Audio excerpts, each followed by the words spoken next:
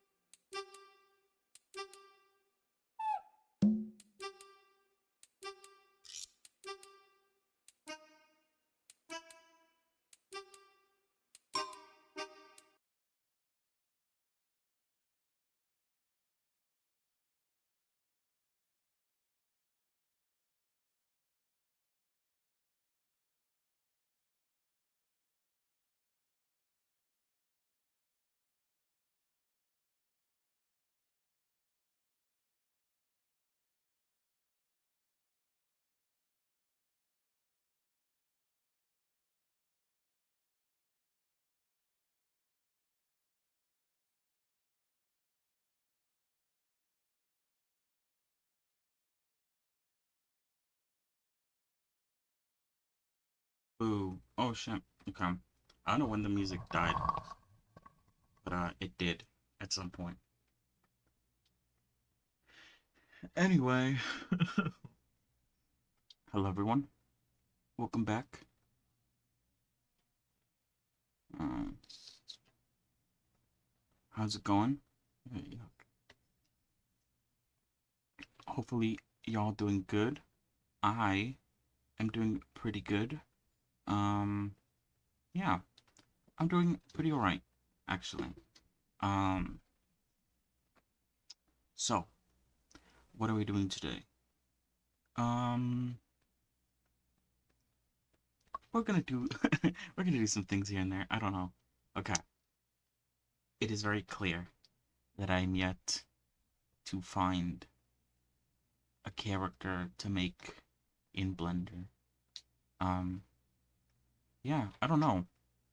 I'm kind of inspirationless in that sense. I don't know exactly what to do or who to make when it comes to Blender right now.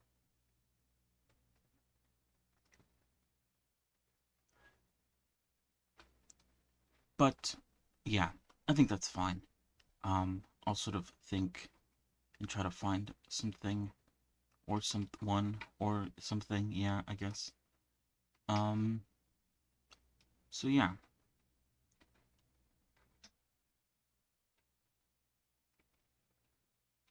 yeah. I don't really know what else to say, honestly. That is about it in terms of, I guess, Blender related issues and stuff. So today we're working on random stuff, looking at random stuff and stuff like that. Just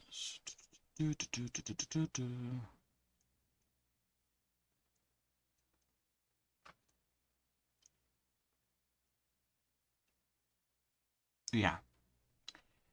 So there's a few routes we could go today. I think I talked about this yesterday as well. We could go the route of doing some geometry node stuff, kind of like what we did about a week ago. Um, Yesterday we looked at Warudo, which was pretty interesting. Maybe going into that a little bit more and looking at what else other interactivities I can add to it. I did save a transparent image, which we'll test to see if I guess like um I could make the background transparent. Um, yeah. Hello, Catless and Exotic. Welcome, welcome, welcome. I hope you're all having a good day. Mm.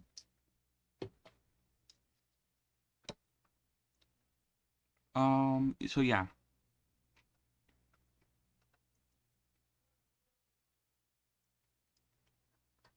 and some other things here and there. I'm trying to sort of think what I can do, what we got in store. Hold on. Let me. Oh shit. Just so that I can have something up on the screen, I'll load up Warudo while I sort of think about how we could go about things.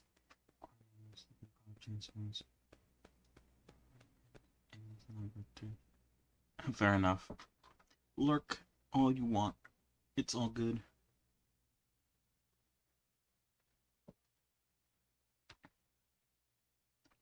But yeah, okay. Let me load this up. Hold on. I think if I were to make, I would like to, I feel like with a lot of the models that I make, I kind of get them to a certain point. Usually it's rigging. Once I'm done rigging a model, I basically call it a day.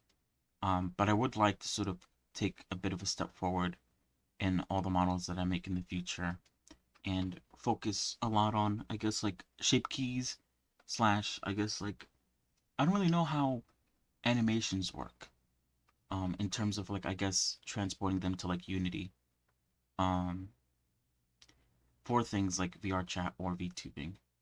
Because I know in Warudo you could have animations, and luckily it does come with, like, some preset animations so you could test out things.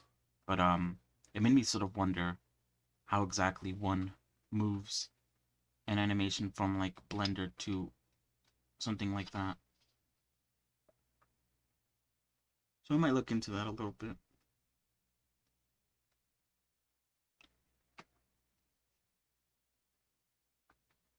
Alright, hold on.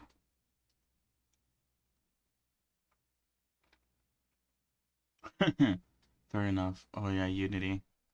Maybe I should open up Unity. Um, see if Git installed and is working correctly, so I can install some sort of SDK. Although I do have to download a new version of Unity with the Warudo SDK, which is gonna take a while, like last time.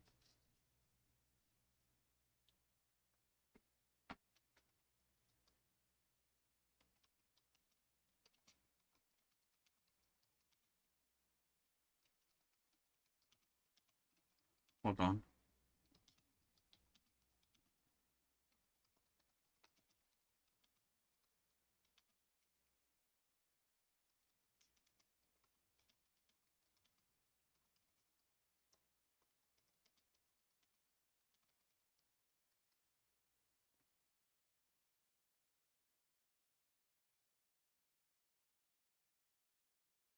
Wait, hold on.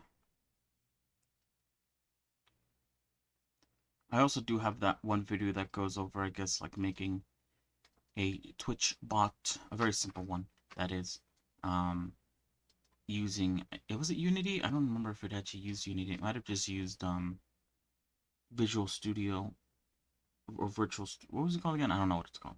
Virtual Studio, um, to make it. I have said before that I want to look up how games, input, uh, Twitch interactivity, so I can maybe use it for some no, some nefarious reason. All right, hold on. What is capturing?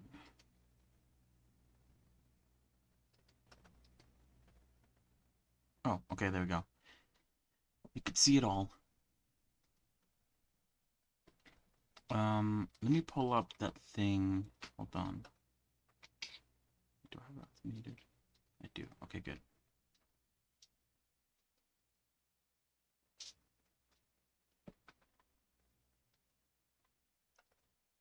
Okay, first things first. I want to see if I can put a source.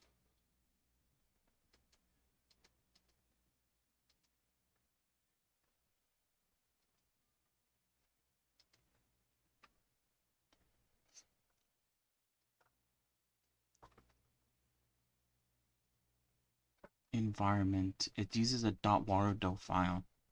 I wonder if I have to skybox.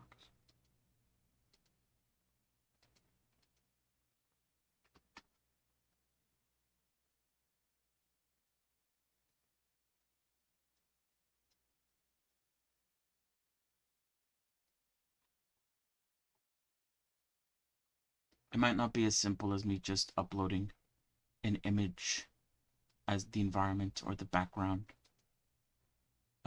Let's see, environment, motion capture. Oh, wait, that's it.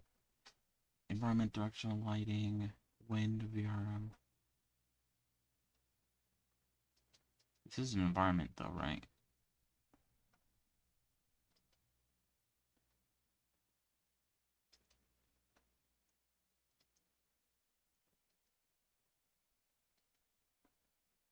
I might have to look at the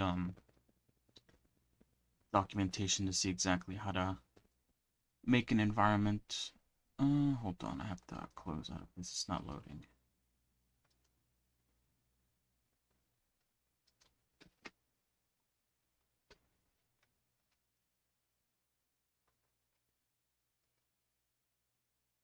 Let's see, environment. Often referred to as 3D backgrounds, an environment is a 3D scene and displayed behind the character. You import your own environment using the mod SDK.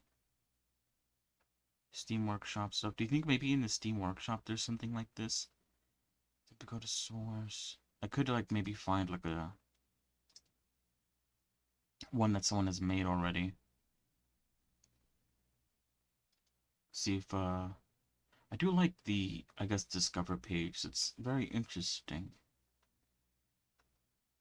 White floor. Eh, not exactly what I'm looking for. Minecraft area. Okay, that's actually pretty good. I do fuck with that.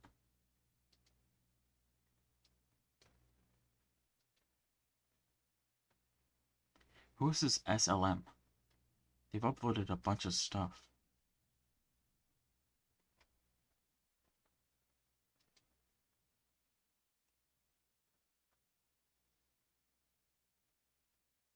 Here's the environment I made in Blender and Unity. I don't know everything about Unity, so this environment isn't perfect. It's also a test mod, so it might be bugs. You don't have to credit me, but you can credit me if you want to. I'd love to see what you do with this. Any extra lights? If you have any extra stuff. Okay. That's interesting.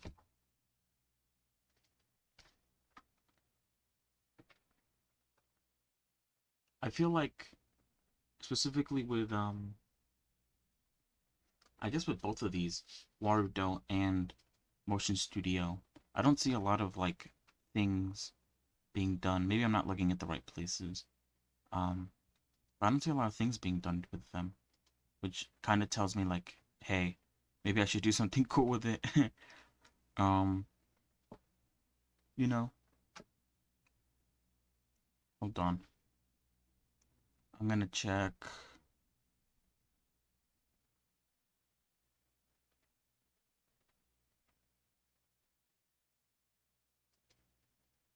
I'm gonna just look up things in on Twitter.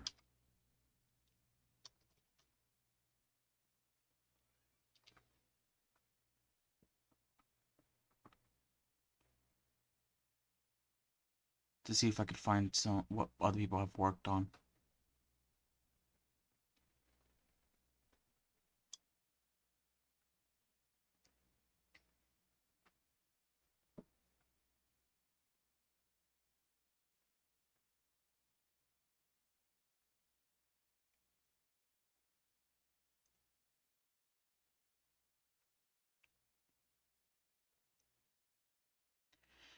Let's see. Ooh.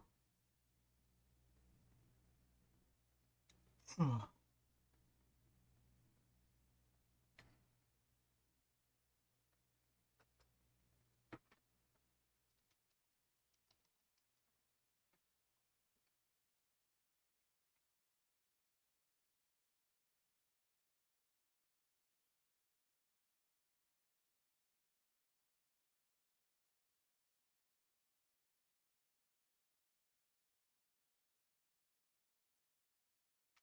pretty cool.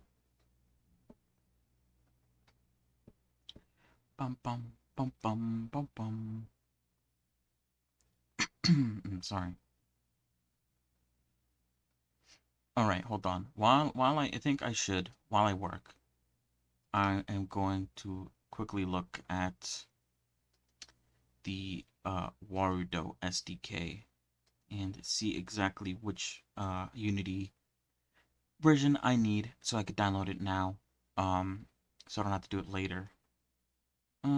Let's see, where can I see that? Let me look up just SDK.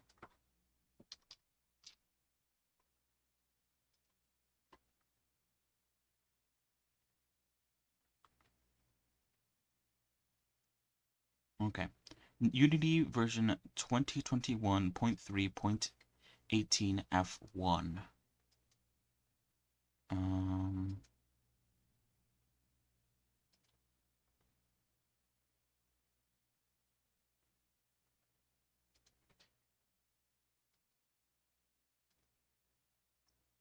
2021.3.18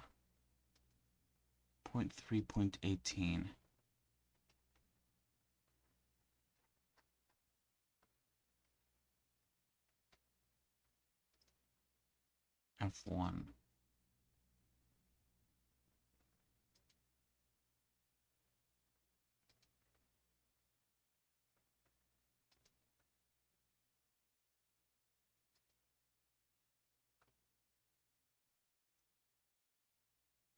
I'm gonna have like 5 different versions of Unity. It's probably like I already checked, which is one of them I think is for VR chat. One of them is for Motion Studio, which I think I might delete since I feel like Warudo is at the moment more interesting to me. I might keep it though just in case, honestly. Um, so is that's 3, and then a fourth one is the version that I used to make my games back in the day. Um, which that one I could also delete, I guess.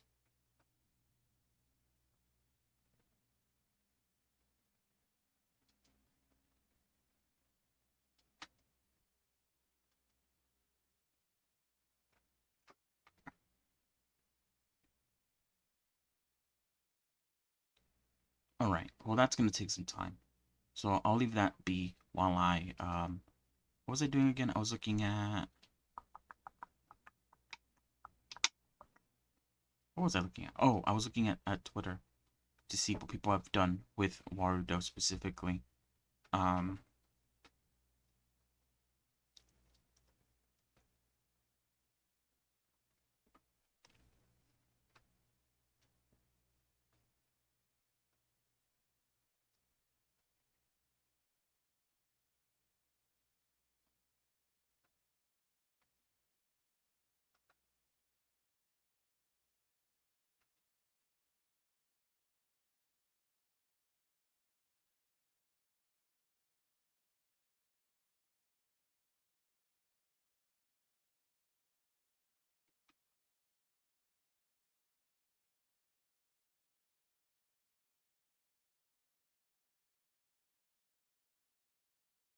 mm, mm, mm, mm, mm, mm.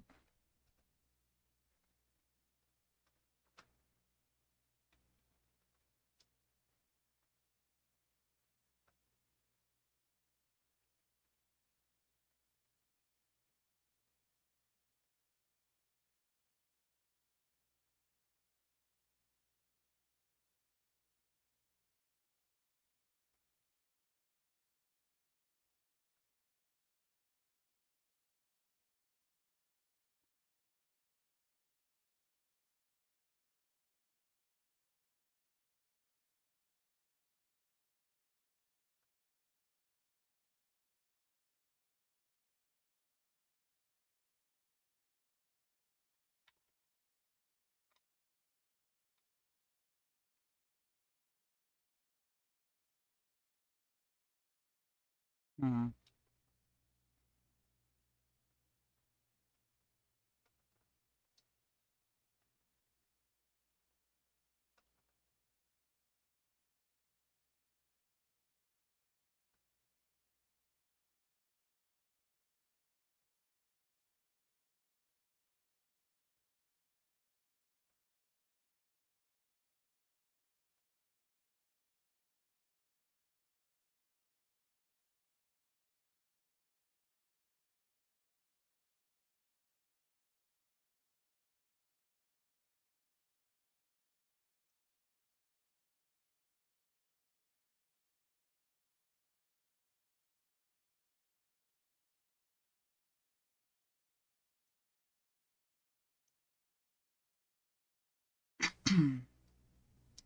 There's some hints. Whoa, what? There's some things here and there. Hmm.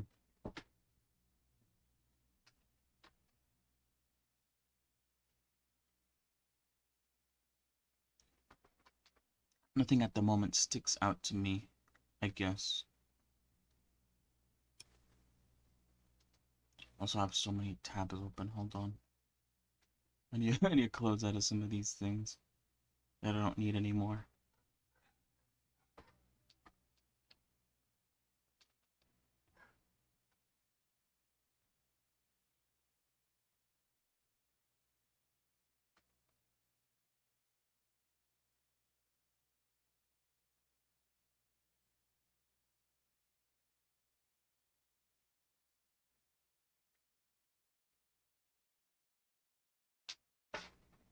The hell? Alright, what do we have here? Oh wait, let's close out of this stuff. I have so many fucking tabs open. What is this?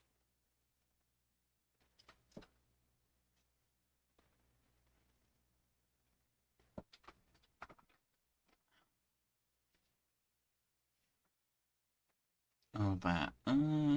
Yeah, whatever, I'll delete that.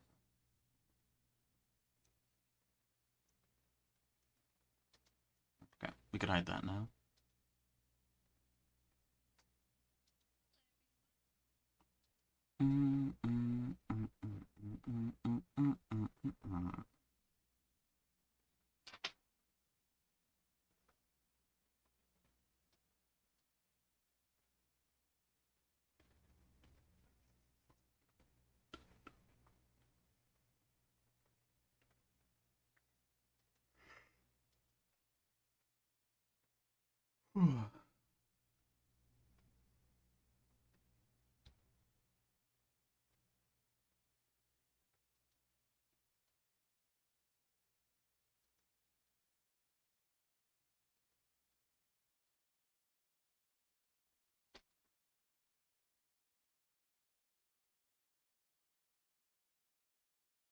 Alright. Oh, wait, what happened to the... Hold on, can I go back?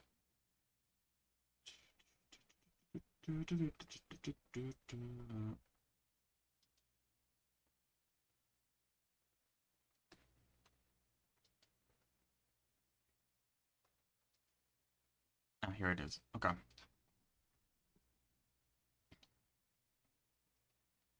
Alright, while I wait for that to, I guess, finish downloading, I could go in here and um okay. So if I deactivate this, then it stops my mouth movements. This one I don't think does anything because it's pose tracking. At the moment I don't have any pose thingies. Alright. So let me go back into test. I don't know what the fuck I was doing in test. Yeah, obviously I was testing things out, but it's a bit of a mess. But oop. What I'm gonna do is I'm going to um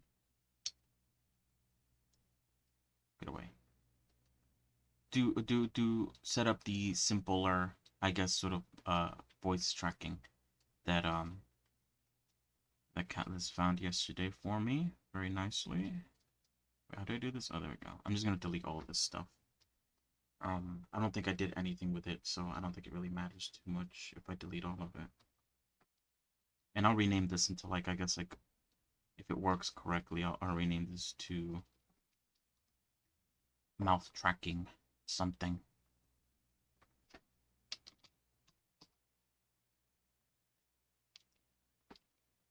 Oh god, it's really small. Okay, so we get an empty blend shape list. We get the generate.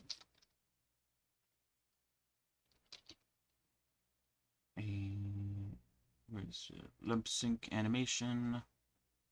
Plug this into the blend shape list. Anything specific here? Microphone volume threshold. Apparently, he put it to 0. I'll play around with that, I guess, in a little bit.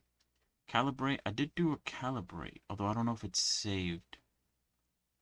We'll have to see. I might have to recalibrate, maybe. I don't know.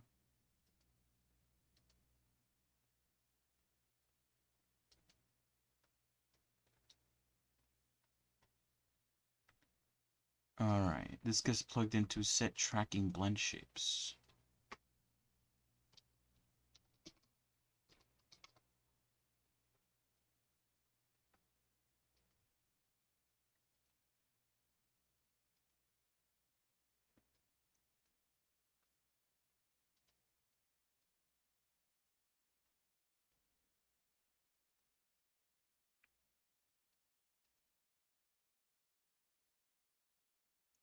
Yes. Additive. Wait, what? Wait, use VR. Oh, yeah, plans to mesh, yes. Use additive, yes. Example, yes. Empty. Oh, that's it? I don't know if that worked, though. I think it's because they don't have blend shapes here. Um.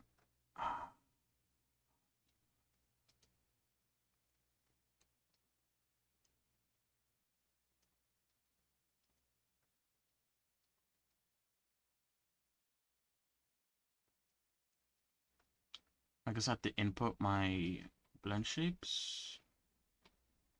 Hold on.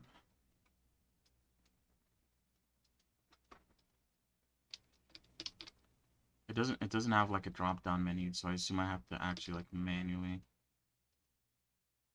put down. It kind of moved there, I think. Hold on.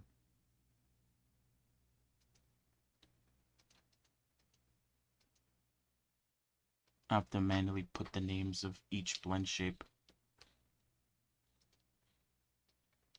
Surprisingly, I don't know why. It's set up like that. Hold on. And I don't understand why. It's AIUEO. I guess it's like, yeah, I don't know why it's set up like that.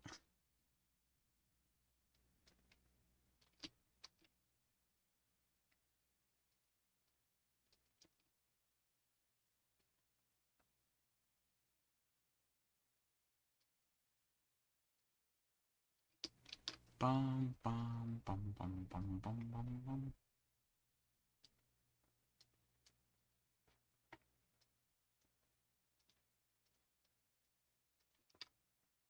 Oh, AEIOU.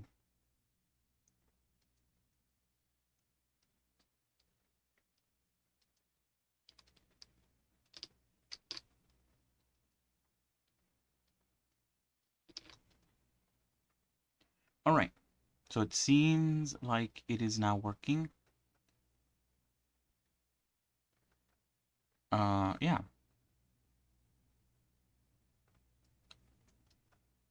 Oh, shit.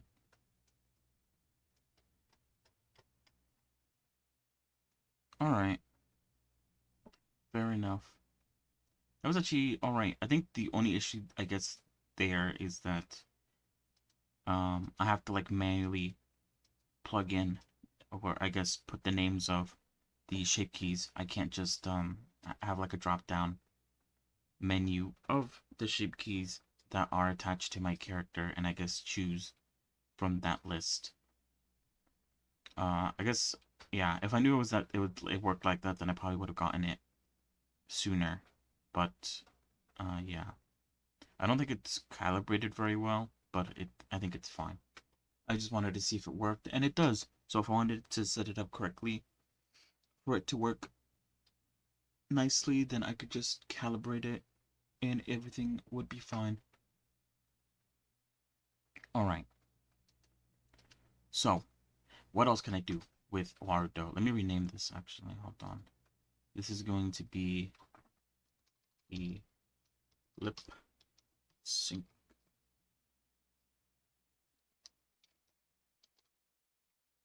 I don't know if that's how you spell it. I don't think that's how you spell it. Anyway, it doesn't matter. I do have, what is this? Expression key binding. I don't think I set this up myself. Or maybe I did actually.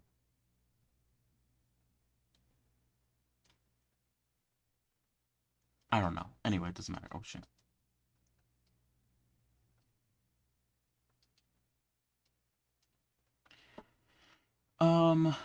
So hold on. Wait, let me do this instead. Okay, yeah, Unity's still downloading. It's gonna take a minute to do its thing. But while it does that, I'm going to look at, I guess, the commands that are available in Warudo, just a quick glance. So you have some arithmetic, some float, and some variable stuff, I guess, integer, scale, smooth, strings, vector 3. You have some asset stuff, asset, face, camera, get asset rotation. We got some audio stuff, play music, Billy, which, what is that, like, what is it, is like Chinese YouTube or something? Balloon shape stuff, which I guess we're kind of doing right now with the whole, lip syncing, which I think is put wrong. Blueprints, toggle blueprint, enabled. Character.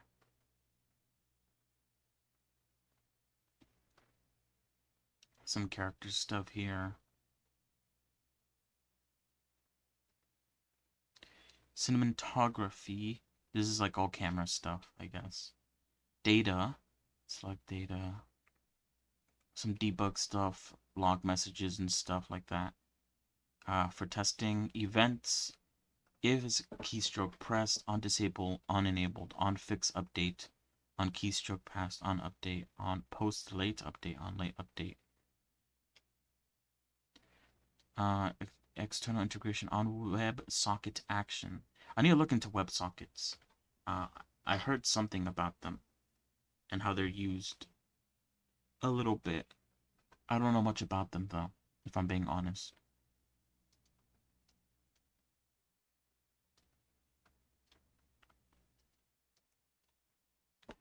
What is this? Almost an action. Send a JSON string like action, my action, to WS local 19190 to trigger the exit flow. My action. Data type. I'll look into that. WebSockets. Flow control, data function, debounce, gate, sequence, activate character ragdoll, these are interaction stuff. Okay, so this is all the interaction stuff. So activate character ragdoll, detach character gesture, get random character animation, get random local image, get random particle, get random prop, get random sound, launch liquid at character, on contact, spawn particle, spawn sticker, throw prop at character. The hell? Oh. Some lighting, some literals, color, character source, character animation, flow, environment source, integer, sound string, vector 2, vector 3, vector 4. MIDI, I don't know what that is. Pause music, stop music, motion capture stuff, procedural animations. Load scene, Steam Deck stuff, switches, Twitch stuff, on raid, on use a whisper, some variable stuff.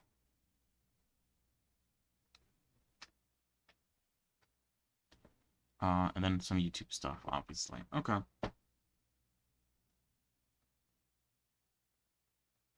There's also properties, which include things like variables. I wonder how the variables work. Can you have like, oh, you can have lists. Oh. How do the lists work though? Wait, what? Oh, I think it's lagging.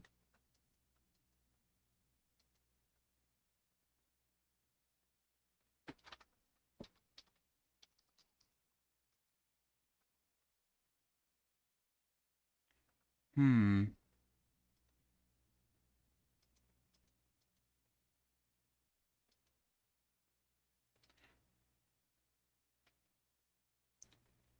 I was wondering if maybe they could have some sort of. Mm, mm, mm, mm, mm, mm.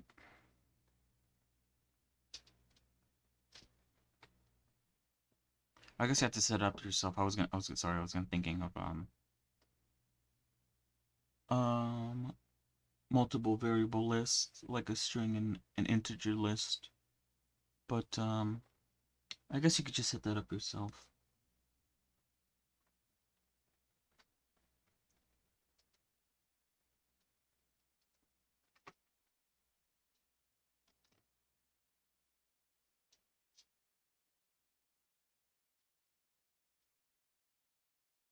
Wait, hold on. God, I hate when that happens. Kind of annoying. Yeah, I was gonna say you could set it up so that like I guess hold on. Oh, that didn't work. There we go. You could set it up, I guess, so that depending on who messages, you could like make it so that like only specific people cause certain things to happen by using like the username or display name.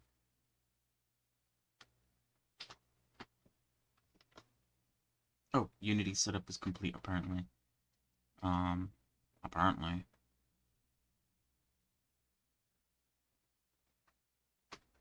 Yeah, I don't know if I'm gonna use the SDK right now. Oh, I guess I should open it up. Hold on.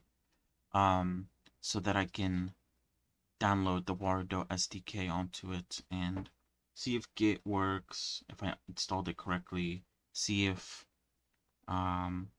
what the SDK offers, I guess.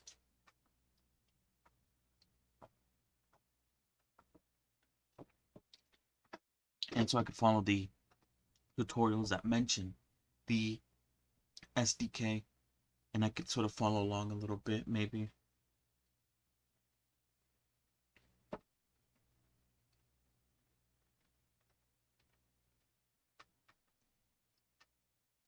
That is interesting, though. I sort of wonder what I could do with that. Making it so it recognizes specific chatters. Hmm.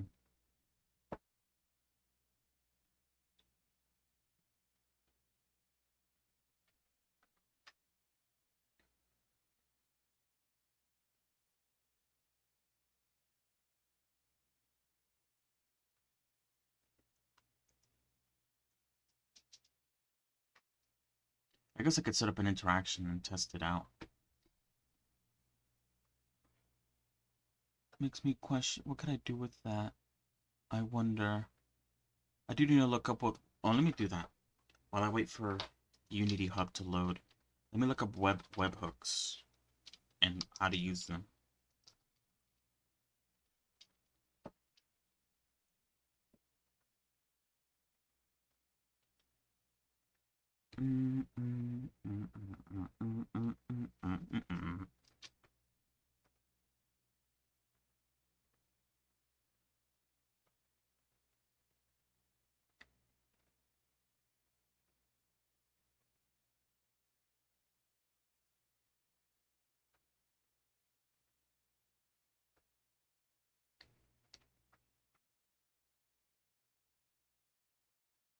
see, web.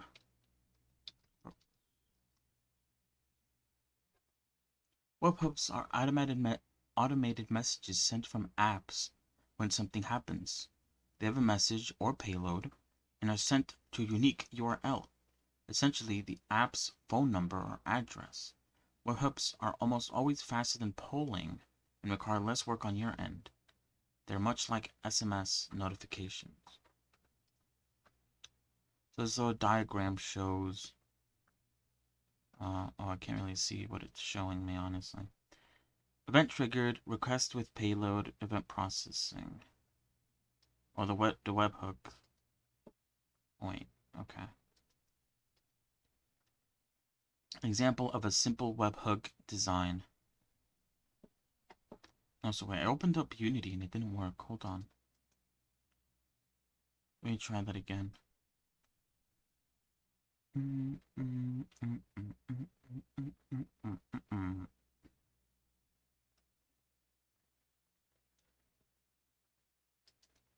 probably need a name, which, I wonder if I could do that.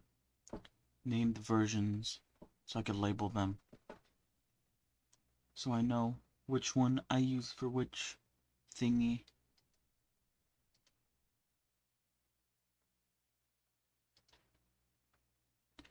Okay. Simple example of a simple webhook design. Number 1, application A registers a user operation as an event. The event triggers and sends an HTTP post request to application A. The public API requests the post request, or receives the post request, sorry. The public's API compiles requested messages application A to indicate the task is complete. So the user causes an event. The webhook messages HTTP post request. And so the API requests an action, it responds, and confirm action complete. Alright, hold on. Unity has finally decided to open.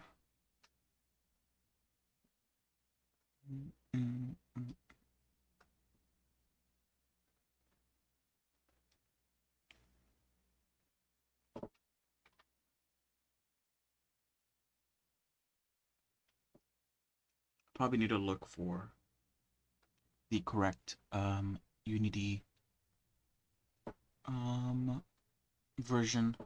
In which case, if I do, I'll see if I can label them so I don't, I guess, like, forget which one is which.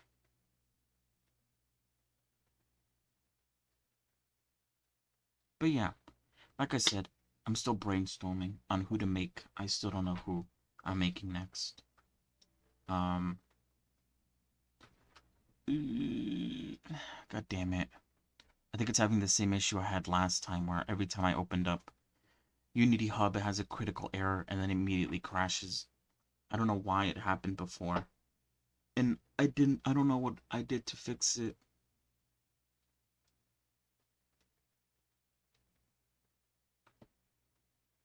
It just magically started working again. And now it's doing the same thing again. Hopefully it fixes itself on its own, and I don't have to, like, I don't know. I don't even know what I did for it to fix itself. It just kind of started working again. Oh wait, never mind, it works. I just had to relaunch it, which is odd. Okay. So, let's see. Can I label these? Can I, like, rename these in any way? Add modules. Show and explore. Oh wait, that's what it means by add modules. Never mind. Show and explore. Hold on.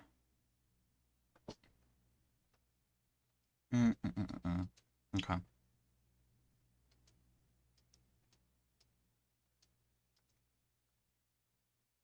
Okay, so 2021.3.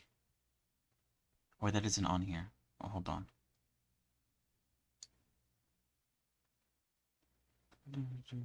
Okay. Let me rename this. This is VR chat.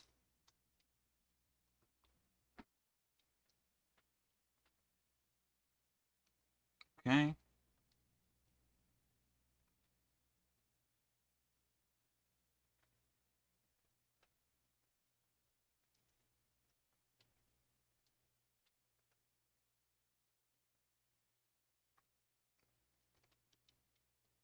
This is for my games.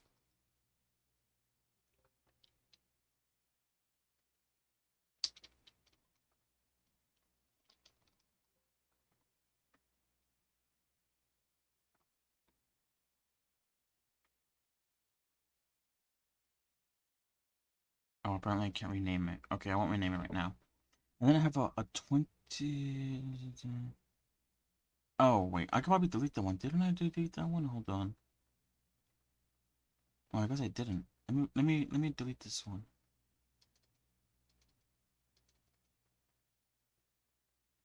Wait, did I use it for anything else before I go and delete it? Wait. Mm. I guess that's the reason why I don't want to delete it, but I'm gonna delete it regardless. It's whatever.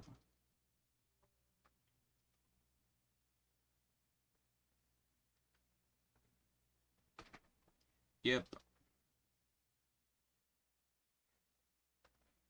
Okay. Yesterday it took a while to uninstall one of these, so I'll wait for that to uninstall.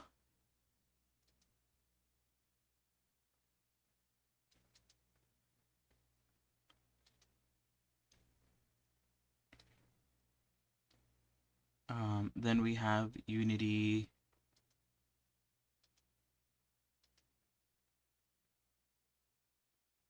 2021.3.25, which is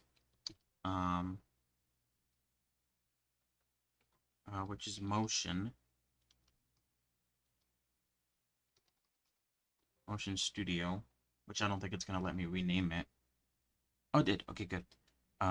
And then this new one, which is 2021. It's literally like 7. Like, hold on. Wait, where did I see that? Oh, I might have deleted it. It's really like 0.7 versions, like, below the other one, which is kind of like very dumb. Okay. This one is War Udo.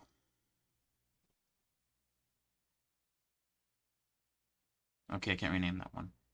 That's fine. I'll do that later.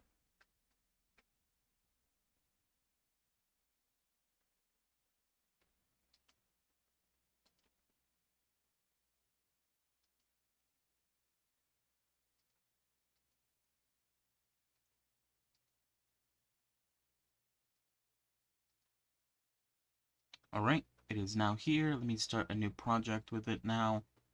I'll call it something simple like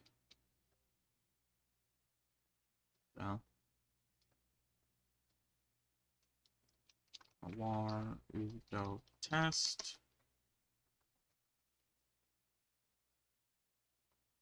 using the right one. Hold on, which one is it? 18.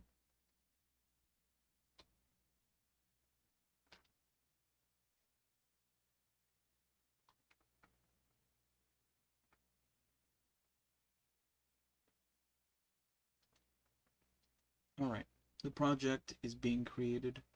Who knows how long that's going to take, but it's fine. We'll let it ride. Alright.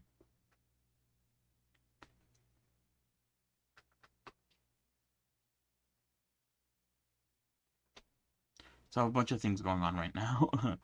I have a Unity uninstalling, I have a new project being made. Hopefully my computer doesn't explode with the amount of shit going on.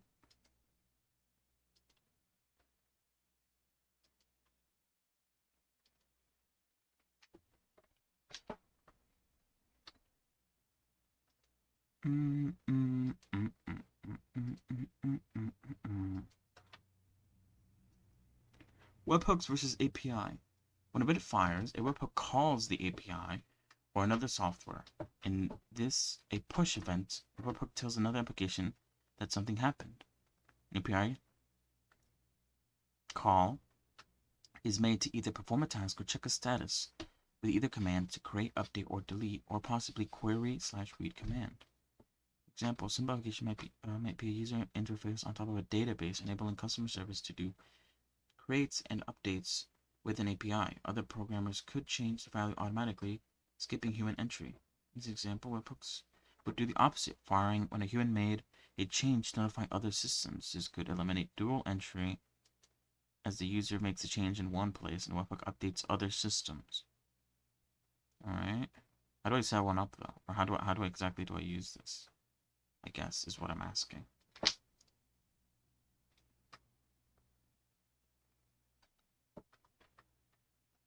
Modernize. Be greater.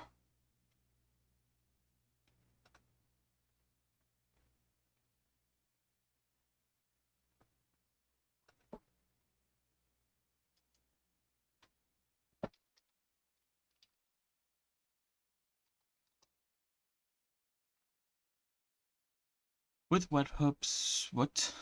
With webhooks. What does it say?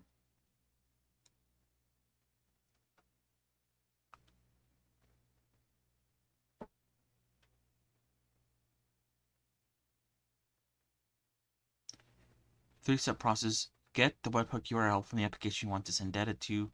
Use the URL in the webhook section of the application you want to receive data from. Choose the type of events you want the application to notify you about. To show you how this works, we'll use Vero workhooks as an example. This Vero will be an application that sends data, and we'll be using request bin to receive the data.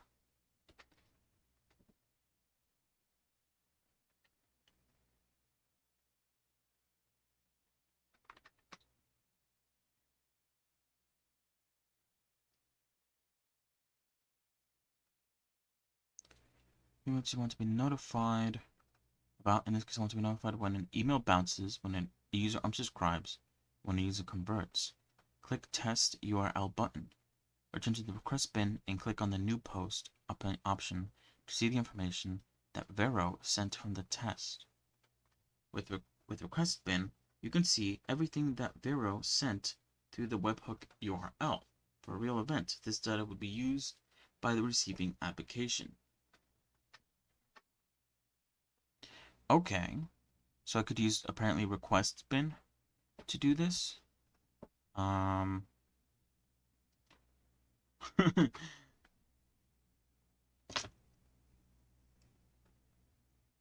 don't know how much I need this for. There's like, I think there's like two things on the Warudo, I guess like nodes that deal with webhooks. I wonder, or I guess WebSockets, not webhooks, sockets. Oh shit, WebSocket action. I guess I looked at the wrong thing. Hold on. WebSock.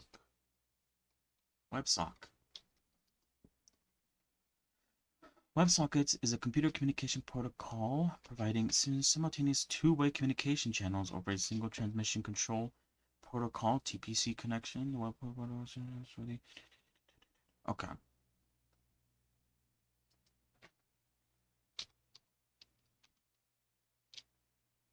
What was the thing I looked up? I really like the way I set it up. Setting up. Okay, there we go.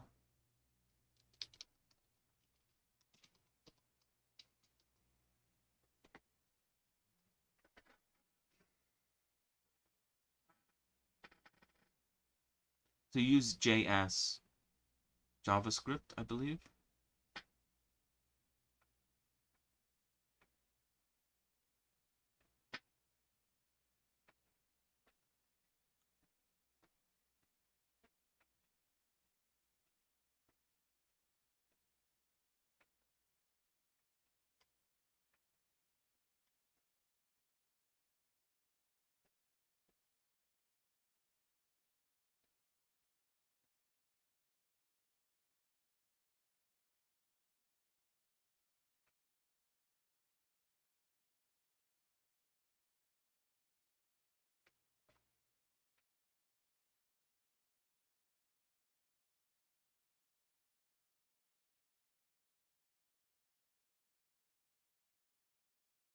All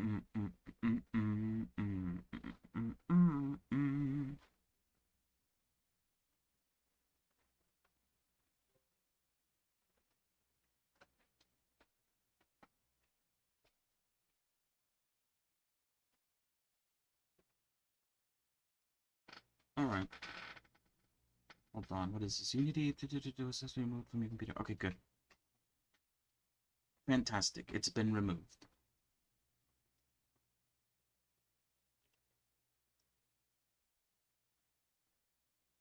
Now I can remove it from here, can't I? Uh, uh, uh, uh, uh, uh. Do, do, do, do, do.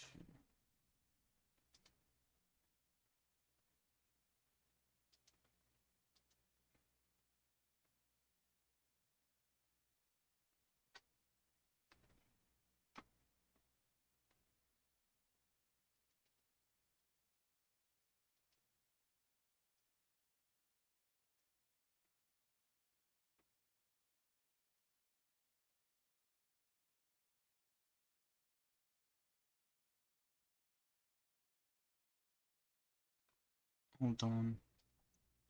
Wanna look at...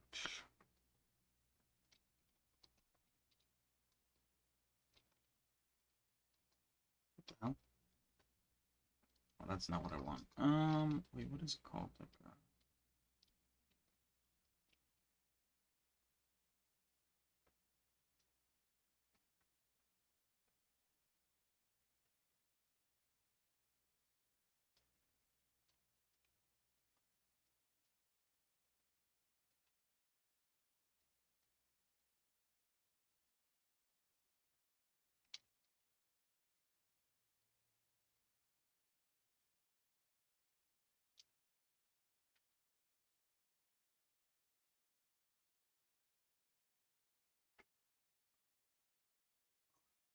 sexy pose. What? Think what? Wait, what? There actually is a what emote. What? Shake body, shake head, cat emote, run, point finger emote, wave. Oh.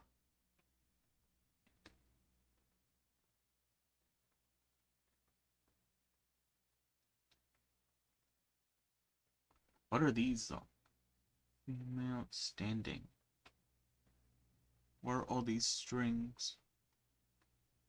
Why are there so many? And why are they just called like female sitting or standing?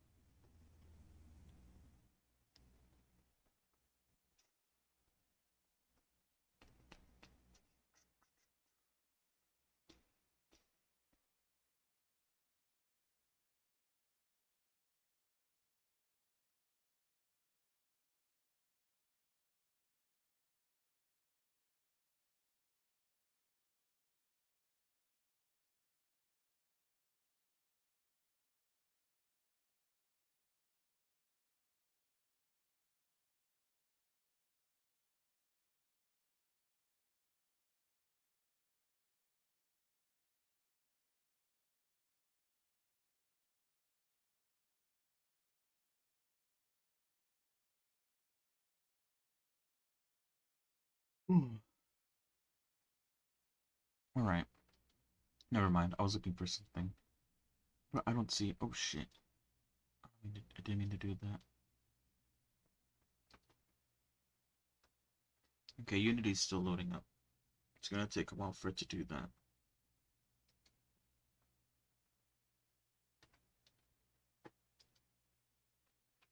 Oh, fantastic. The face shaking uploaded, or I guess forced, a kind of like FPS window to open up. And now that it's no longer active, I could just delete it. Another, I guess application that I don't need to have open.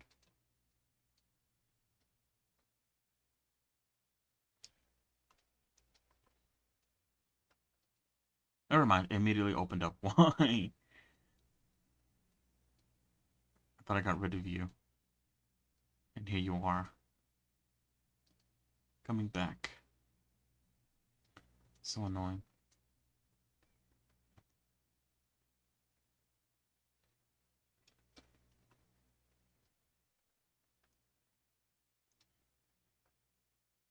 Alright, so I want to test out a few things. Hold on. I'm going to add a different blueprint, and I'm just going to call it test. Or I'm just going to leave it as is. It's fine. I'm going to copy most of this stuff here as like a good basis or a good starter. Did I paste it? Or did I not copy it correctly?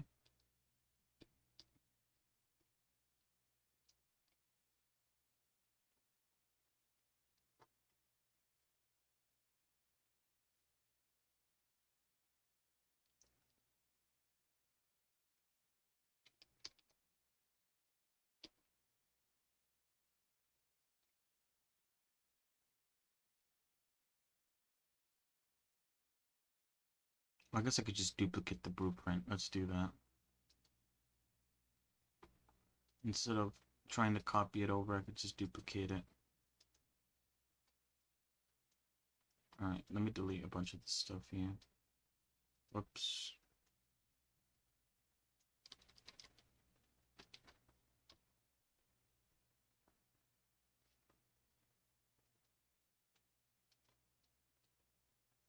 Delete that as well. Alright. So, I want to test, I guess, I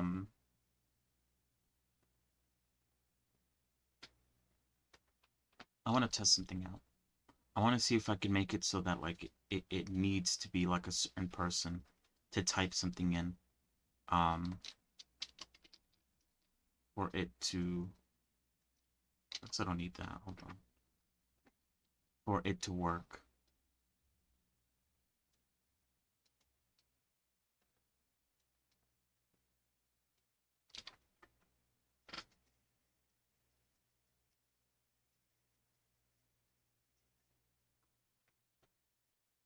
Oh, wait, do I have any, hold on.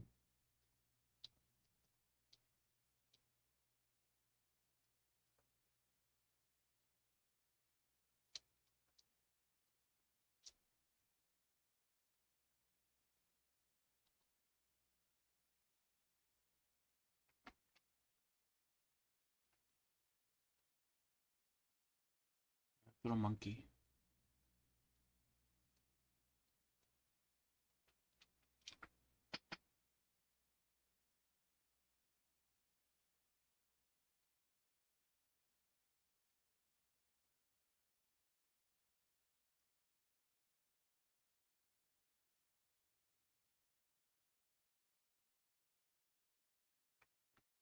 Okay. So I don't know, I'm going to cover, I guess, both bases. So I'm going to use both the username and the display name. Oh. I'm using like Control D, like in Blender.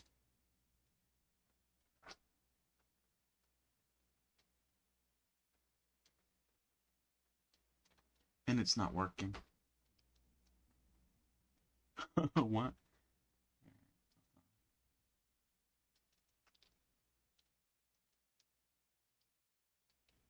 Oh shit, okay, whatever.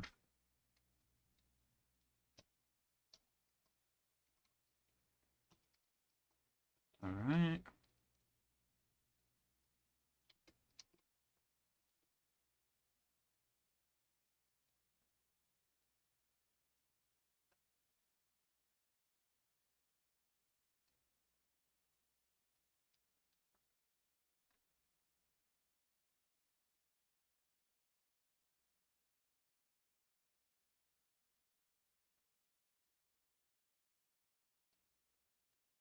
Probably want an or, not an and.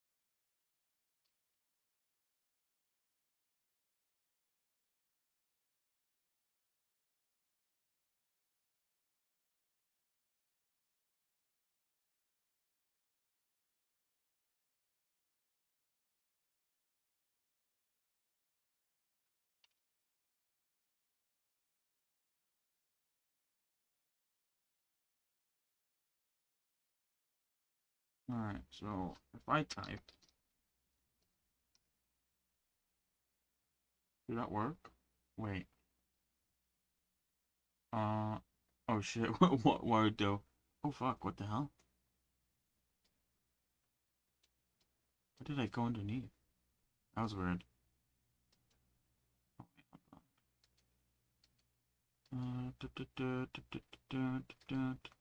Okay, let's try that again one more time.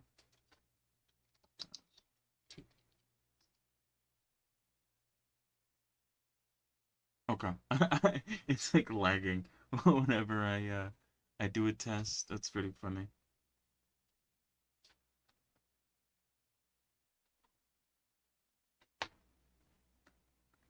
Wait, hold on. They do have a okay. They do have a channel points redeem. Good. Do they set up a? Can they set up a fair?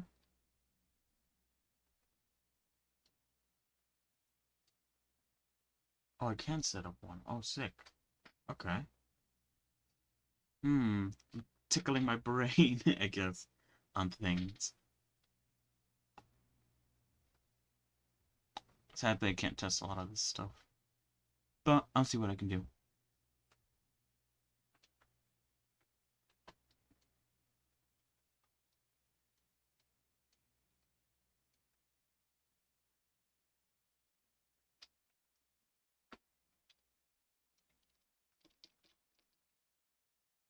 Okay.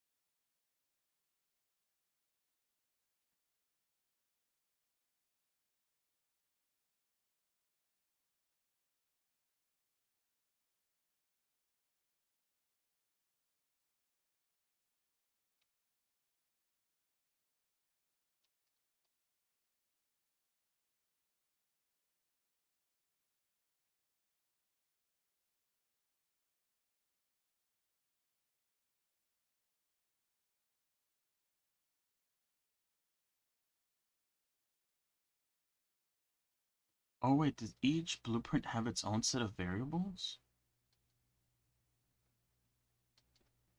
Oh, they do. Oh, okay. Interesting.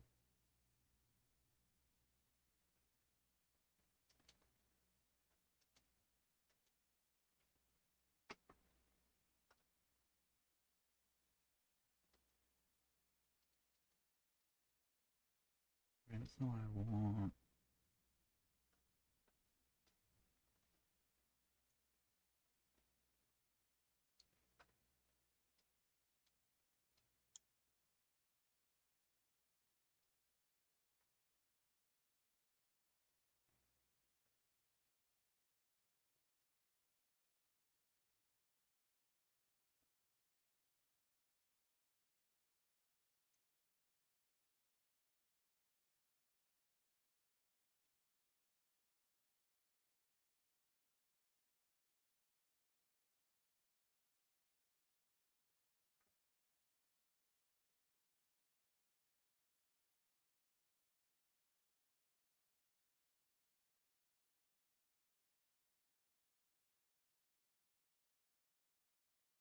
It's stringless. This is like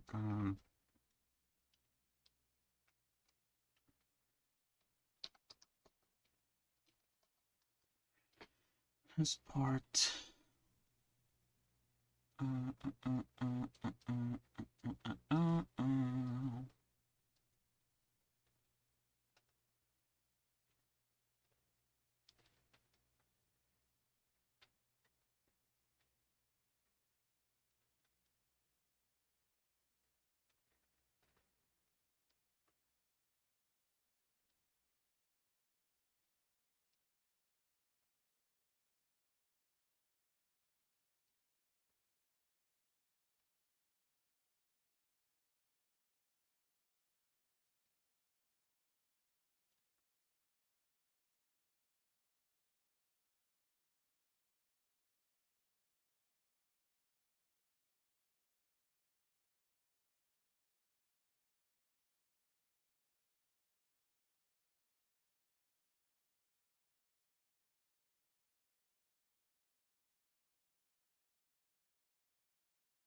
Mm, mm, mm, mm, mm, mm.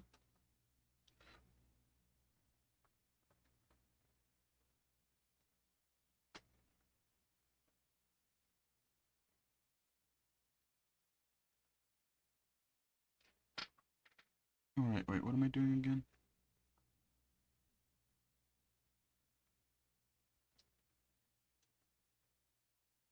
What is this? This is string. Oh, okay.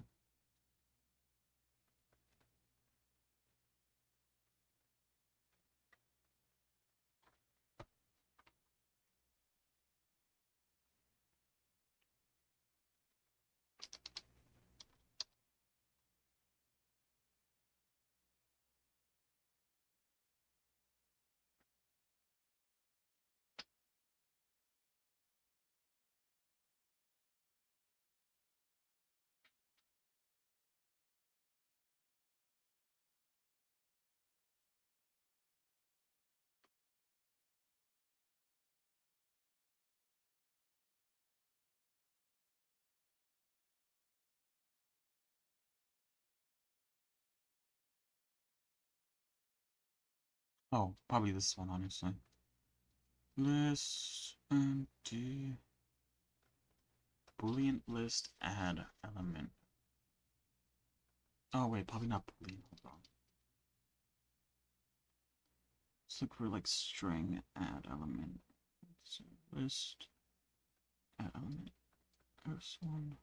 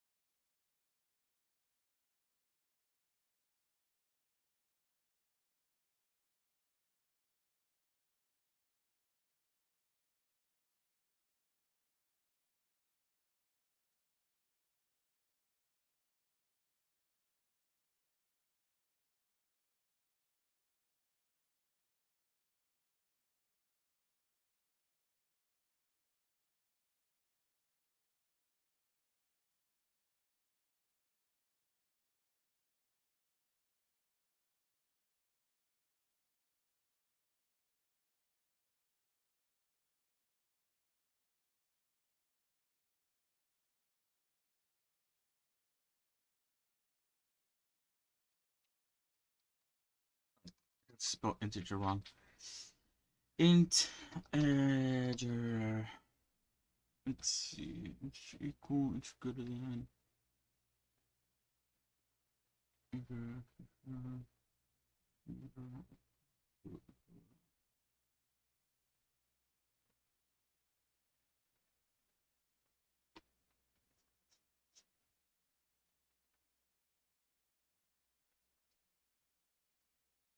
Oh, that's really what I said. Okay.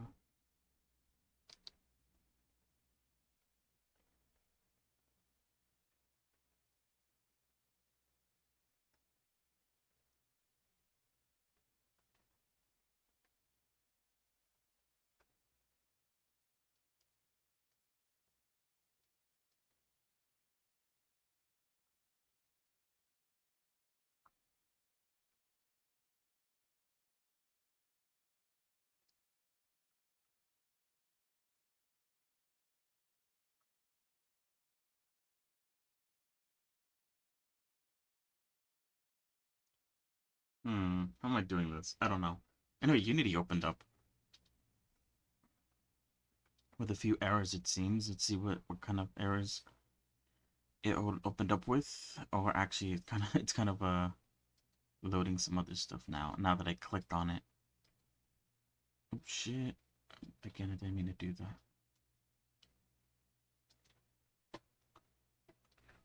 What am I trying to do here?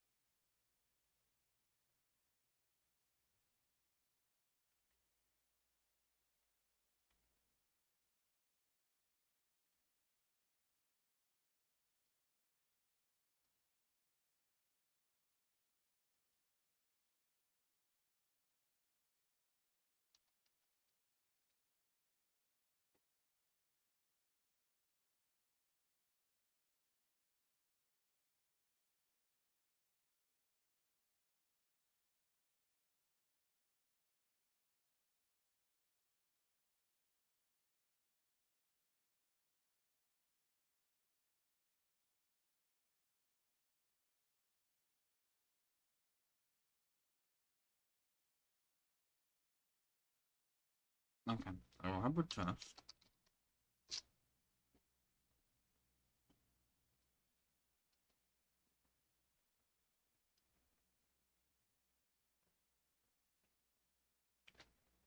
Values to correct.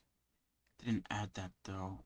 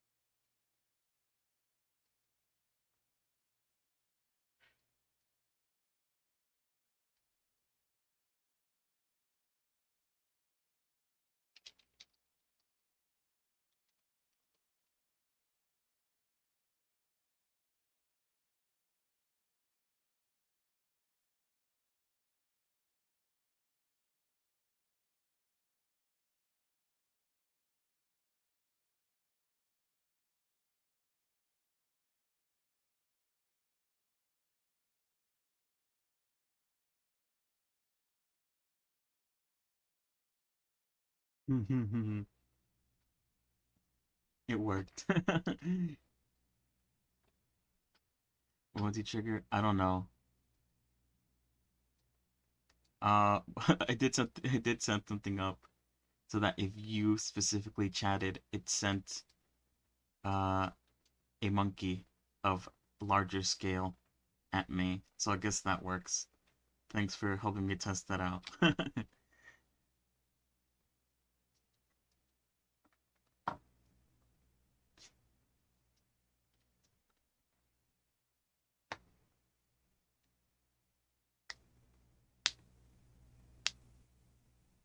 Oh, that's interesting.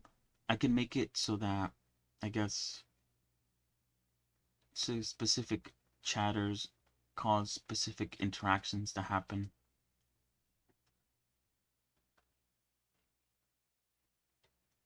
Oh, wait, hold on. Okay. My Unity finished downloading. But yeah, sorry. What I was trying to set up was, how do I explain this? It's something very simple. Is it still triggering on every chat message? Yes, it is. But I set a new one up where it's like if you, specifically you, chat something, then it sends something else. It sends a monkey, which is bigger. But it also still is shooting something at every message. So it's doing both.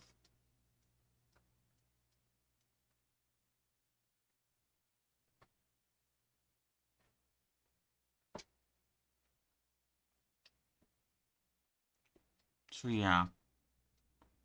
Um.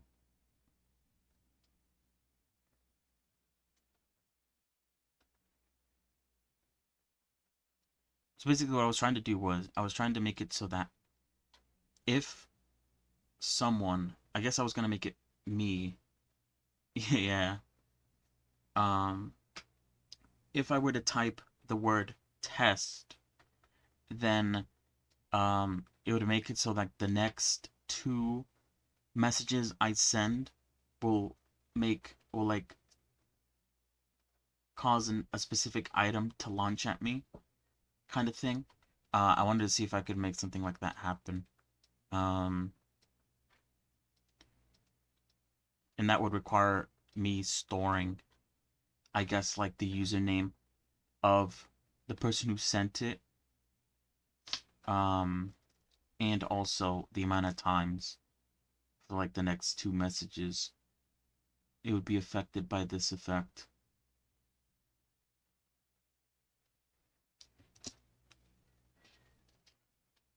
So I was trying to figure that out. So after every message, if it includes the word test, then um, the variable times will be set to 2.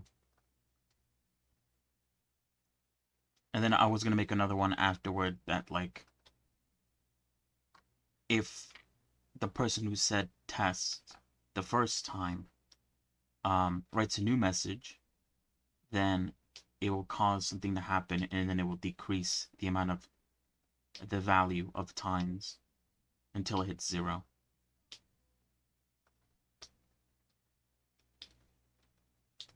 But yeah, just to think things out.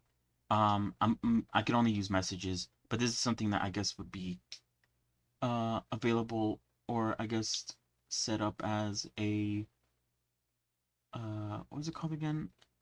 The points, whatever it's called. Um, Twitch points, channel points. There we go. But I don't have channel points, so I'm sort of testing it out using specific words instead. Hold on.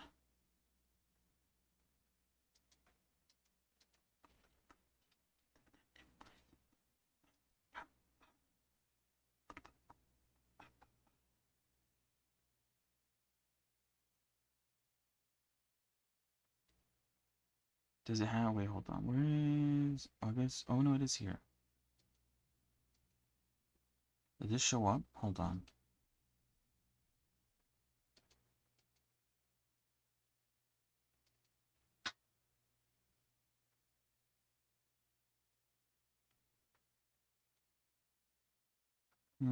Why isn't this working? Or is it working and I just can't see it?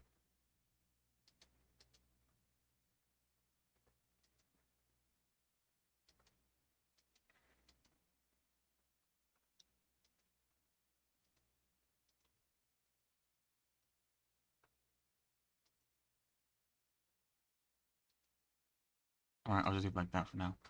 Does it have key value pairs? Well, it should have. It doesn't seem like it. It has lists, which is kind of what like I'm using it for. Because I was looking at that. I was looking if I could have like a list that holds a string and an integer. So I could save the string of the person's name along with the integer of like uh how many times this sort of thing can happen. It doesn't seem to be the case. So I was trying to set it up differently, using lists and integers, but I don't know if that's gonna work out so well.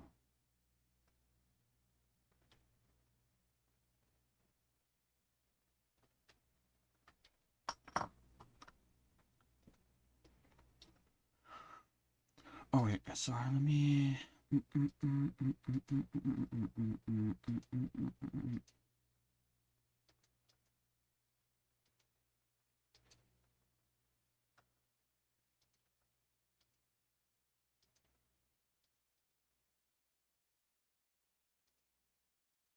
Alright, so you can see my Unity thing now.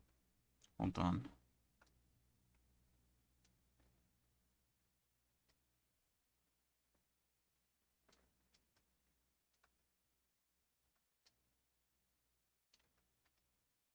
Well, I have so many things open. Okay, hold on. Let me look at the documentation to see exactly how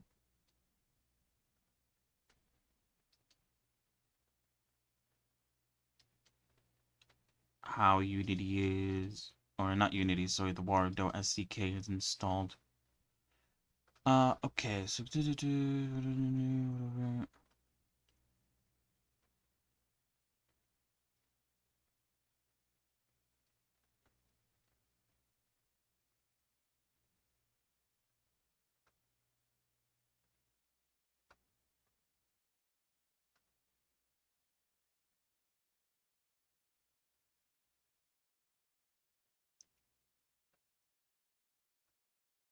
okay, there are two ways to set up the Wardo SDK in Unity. You could either download our modding project template or manually import the SDK.unity package into your project. We recommend the first option as easier and less error prone.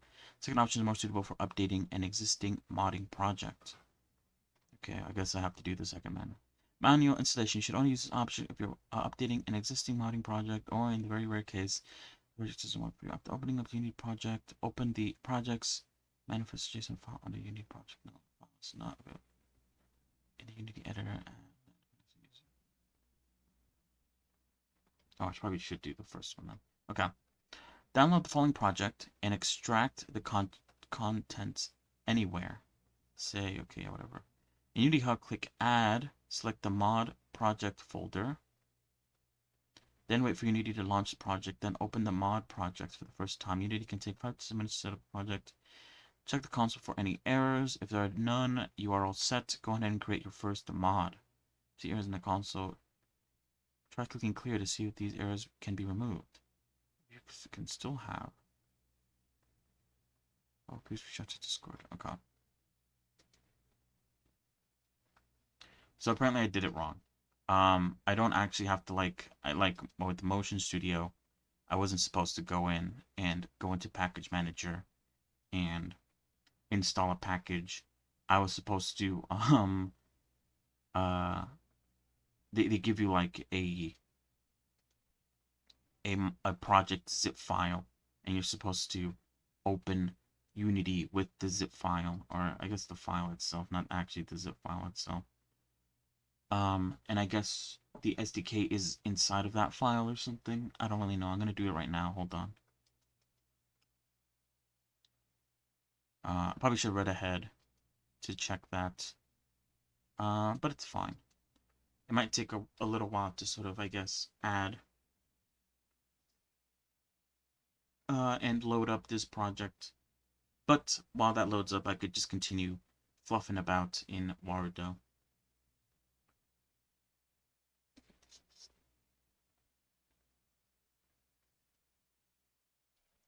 Alright, so that's extracting. It's going to take a while, it seems. I could, since I'm not really I'm going to have to end up deleting this, because it's not what I am going to use anymore. I could try downloading the Motion Studio one on here to test and see if I can,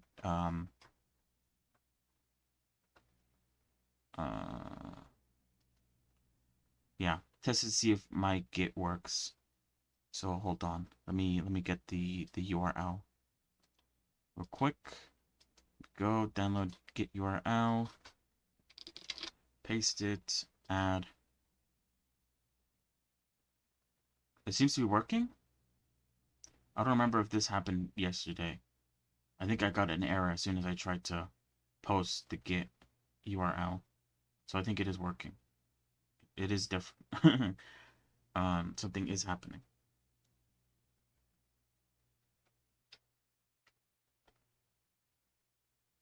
All right. So when that loads up, I guess hold on. Let me switch back over to the Wardo stuff.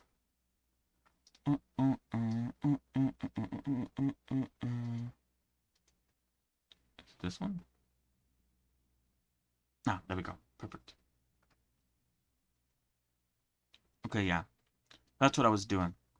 I wanted to link, I guess, the name of the person who sent the message, with, I guess, like how many times they could do this sort of action. Don't really have a good explanation for it. I just want to do it this way for some reason. However, the issue is, I inputted the message, it did work.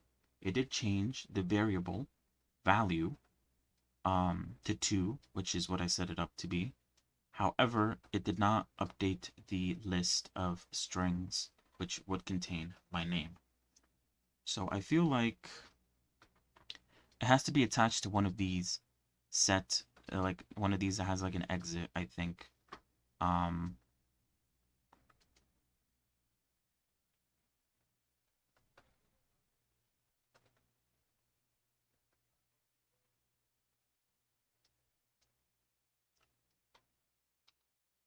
oh shoot.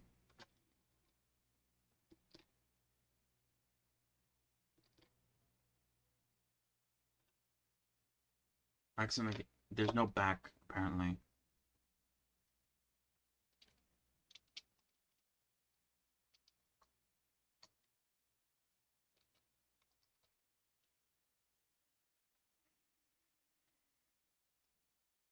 Controls D does not work, so I accidentally deleted um my set integer thing.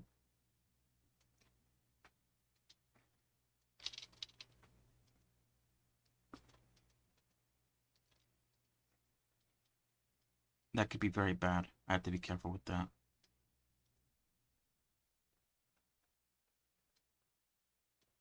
What was I doing again? Sorry, I was looking at the string list. I want to check out resize. Maybe that doesn't do anything either. Okay, so I have add, which doesn't do anything. I got contain, get, index of element, insert element. Does that do anything? Oh no. Move, index, list, resize, set, element, list, slice, string list, get list, set list.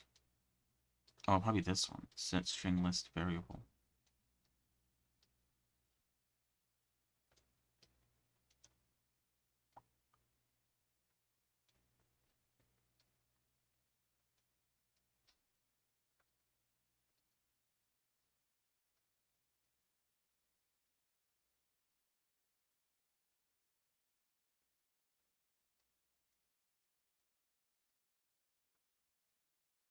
Okay. Let's test it out one last time. I think it should work now. It does.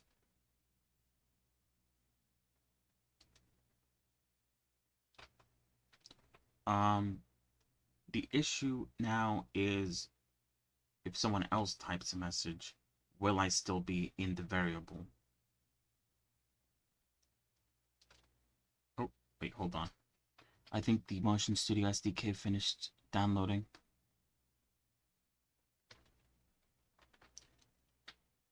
That I don't know. I don't know how exactly the whole list updating works.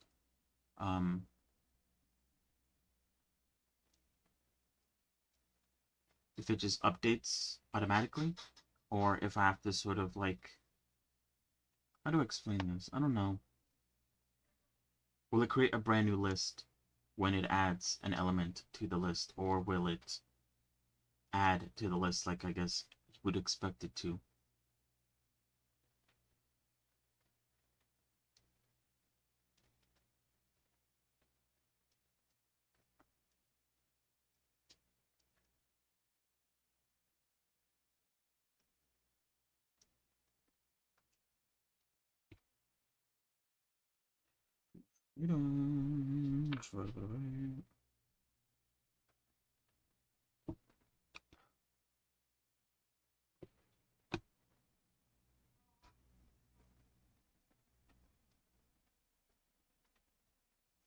Alright, hold on. I'm waiting on my Unity, which is importing right now.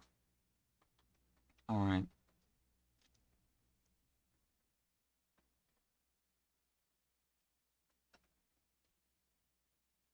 I probably should turn the integer into an integer list so that hopefully the element that my name is in will be the same element as how many, I guess, times I could do this the certain thing. So if I subtract, then it should go down on my name. I wonder, this might get like very messy. Especially, maybe not. I could always like reset it and like delete all the values. I don't know how how this could scale. But for now, there's only like a couple people who could probably use it. So it's not that big of a deal. Wait, hold on, what?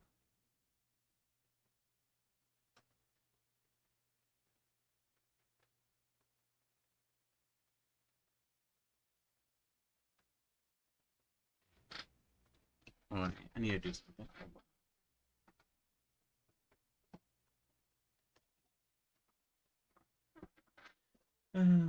I don't know what's been going on with my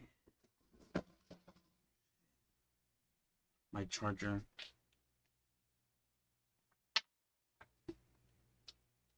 I plug it into my PC, and I guess the power that my PC outputs isn't enough to like actually charge my phone. So it stayed at like a 1% for the last hour, and it just died while plugged in. So that's a little annoying. Hold on, I'm just gonna plug it into the wall instead.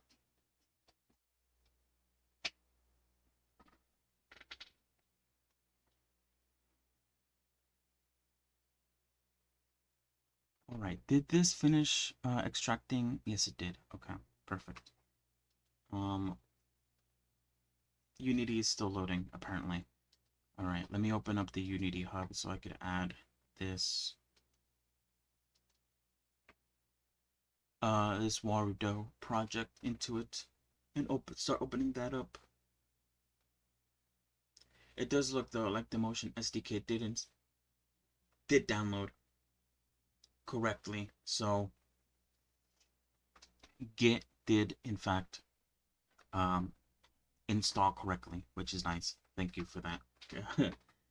Thanks for providing me the website to download that, because honestly, like I said, I think yesterday, I thought that Git meant GitHub, so I didn't understand that it was something completely different.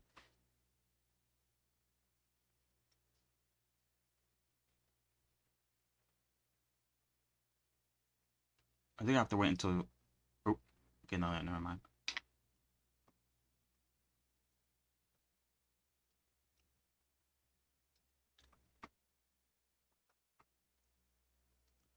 I'm gonna delete... I need to close out of some things. I have so many things open up. I'm gonna close out of that.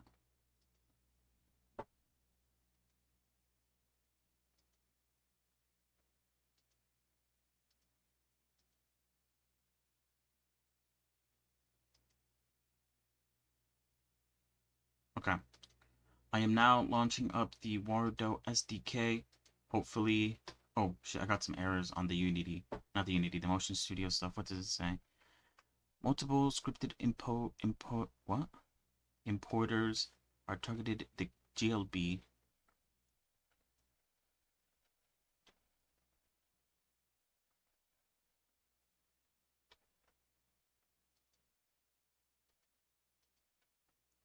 I don't know exactly what happened, but Motion SDK has in fact been installed, and the SDK tools are here.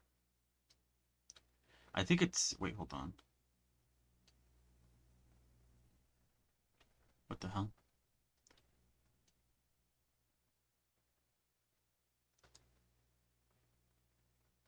Oh, that's right. Okay, I got confused there. It was talking about incompatibility. Because this is 2021.18, and the Motion Studio SDK only works on 2021.25. So there was actually an error there with incompatibility. I got scared. I was like, what do you mean incompatibility? I thought I downloaded the right one, and I did. I did say I was gonna use that file to see if putting Motion Studio on there worked, and it did. It just was on the wrong version. It's fine though. I'm gonna delete that though, since I don't need it anymore.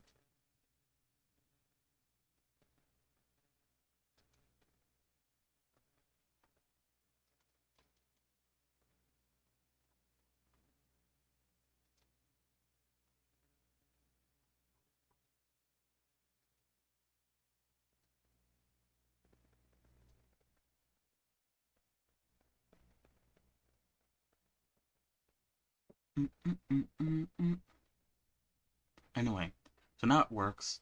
It recognizes my name. It's on the list, and it changed the variable. It doesn't work exactly like I guess how I'd want it, but it does work in a way.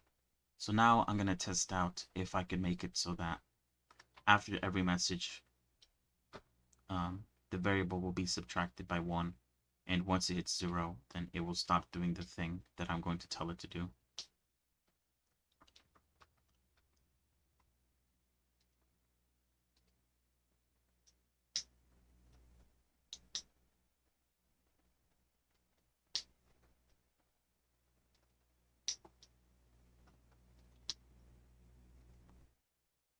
Alright.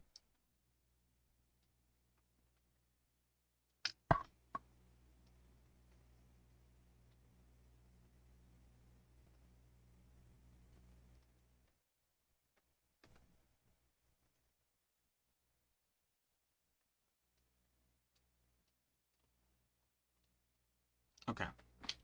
So now,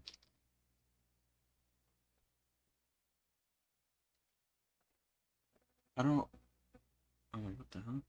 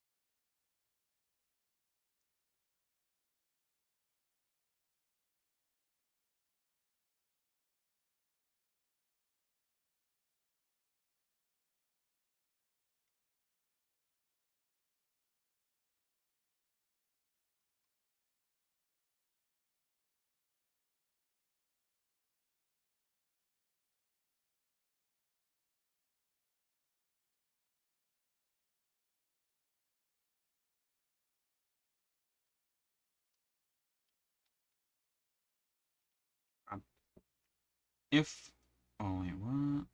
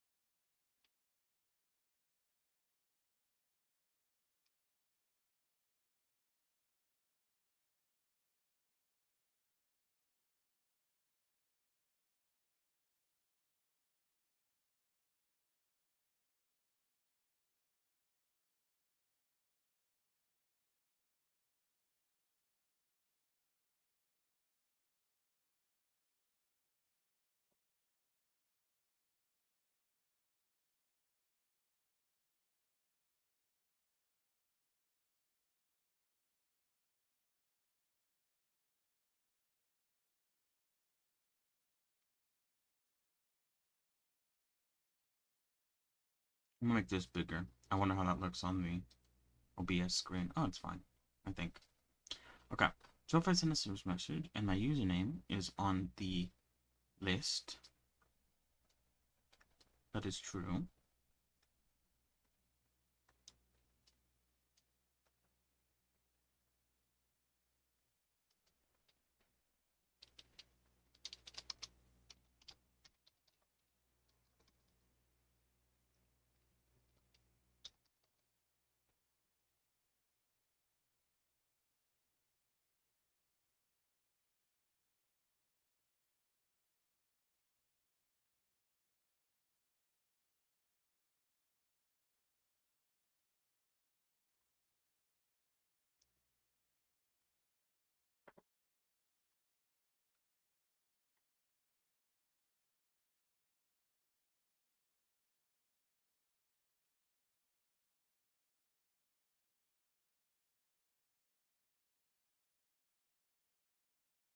Oh, wait, hold on.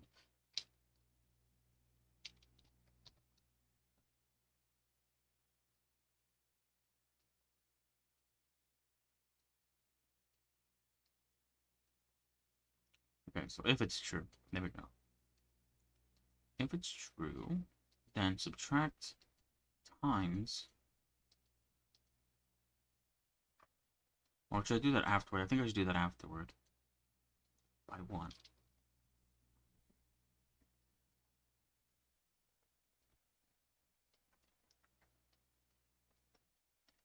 So first check if if my name is there, and if I am there, then check if.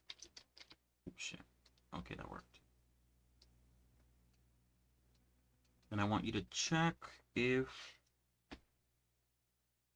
What the hell? I'm gonna get integer variable.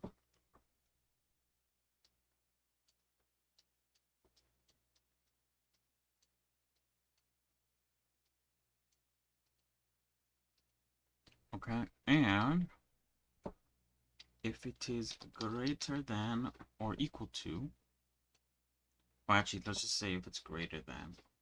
If integer is greater than 0, and that is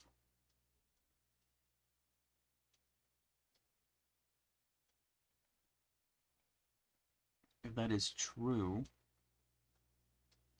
then do this.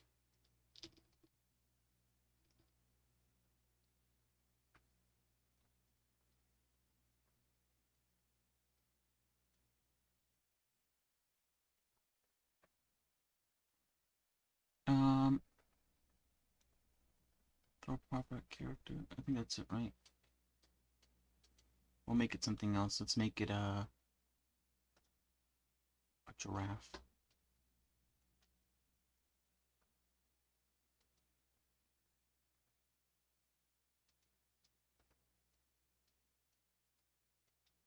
Let's make it huge. And that's about it. Yeah, if it's not true, then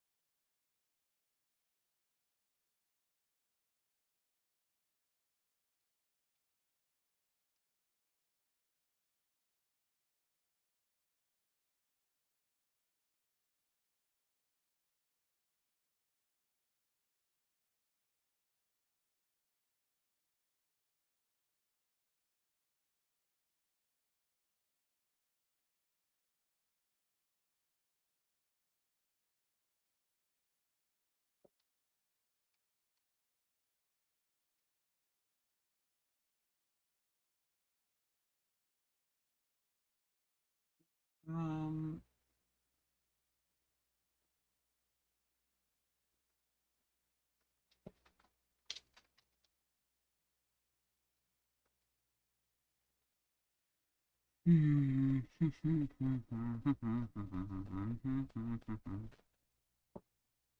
I think that's what I want.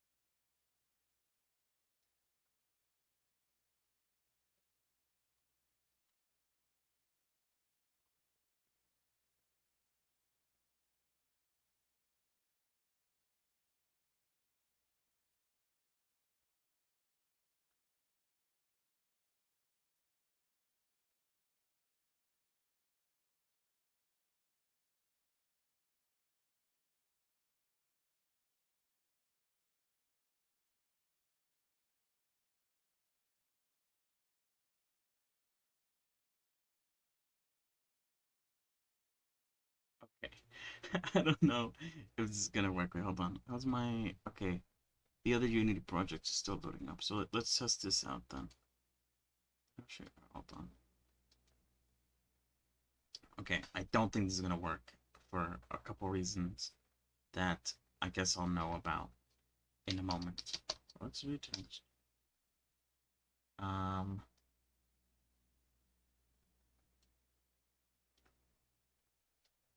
Okay.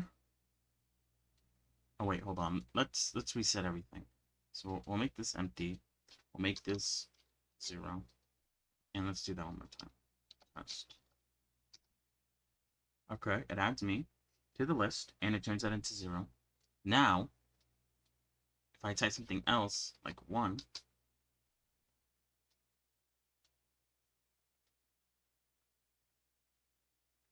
I don't think it worked.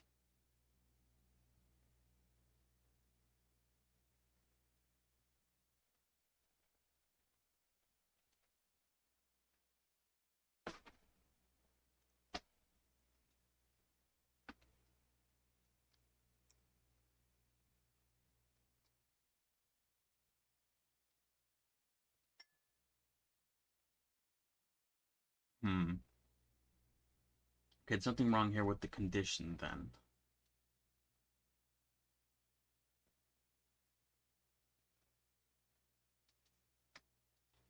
Can I look up like variable? Variable.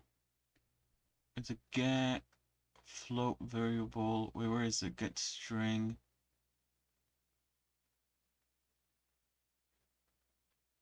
Get string list to variable. Ah, there we go. I think this is what's gonna fix it. Hold on. I'm gonna have to do this with all the other ones here. Get integer variable. Ah, I think I found a solution. Okay. Let's just try this. Hold on. Alright, let's try this one more time. Let me take my name off. Let's do that. Oh shit. Oh, fuck, I deleted the fucking integer variable. Hold on. I should be able to just remake it. Hopefully there's no problems. Okay. Let's try it one more time.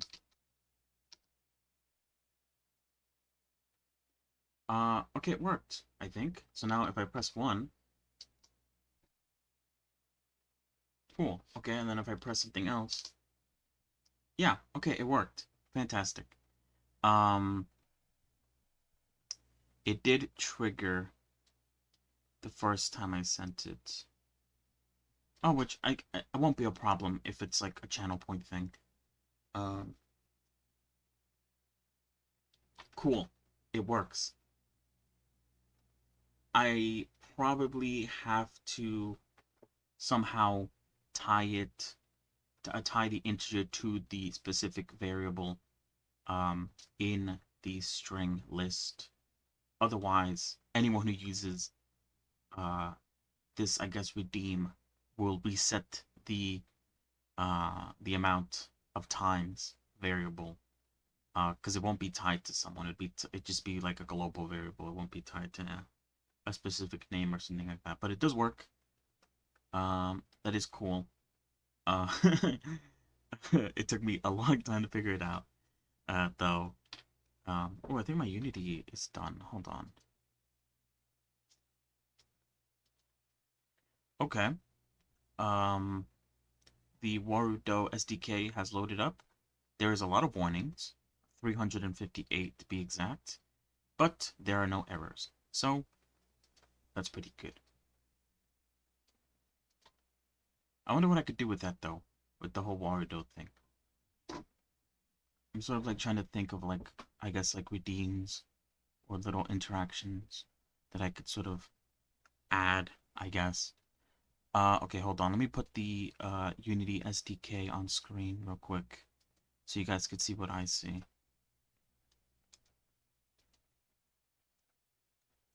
Does that work?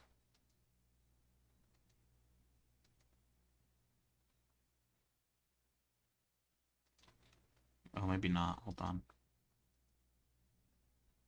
Something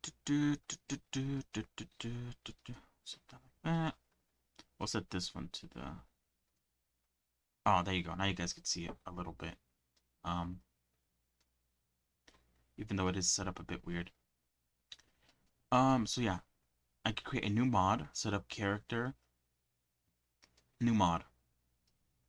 Okay, create new mod, set as active build target, mod name, create in folder, assets.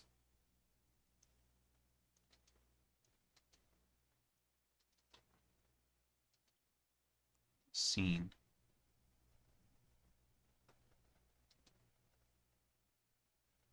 I don't know how this works. Oh, maybe I should follow the did it work? Did I create a new mod? I don't know. Oh wait, is it in the... Might be in the Wardo thing. Hold on.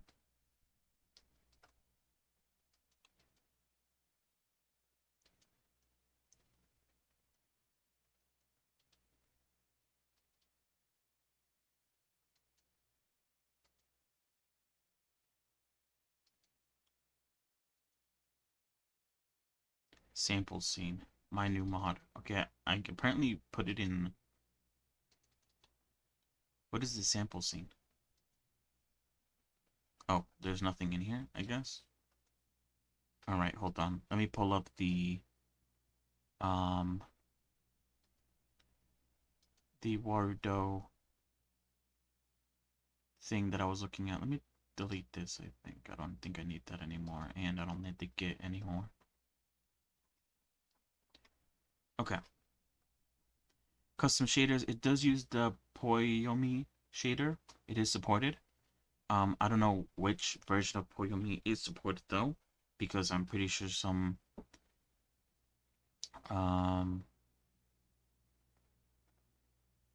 yeah, some I think it was the VTubing stuff didn't support like the future later on Poyomi shader stuff. I might be wrong about that.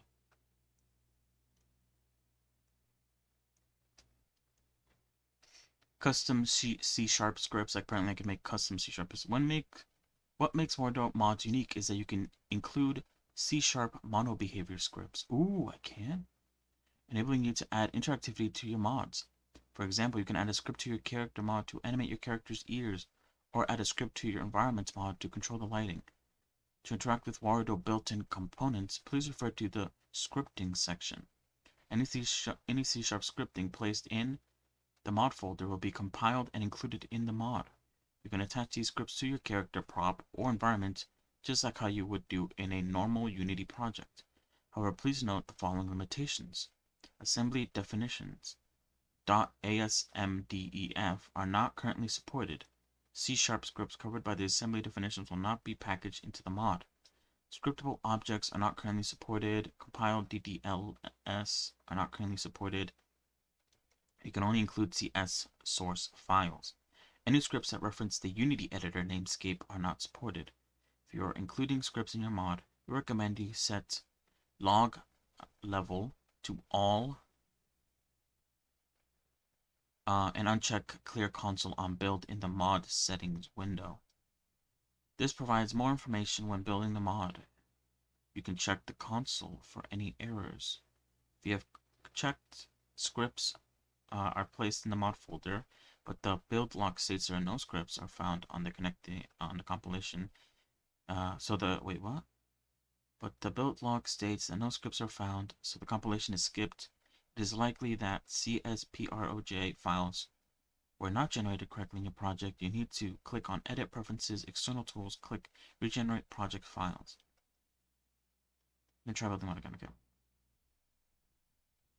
Backing up your modding project. We recommend making a backup of your modding project regularly or use Unity version control, especially if you are creating mods regularly.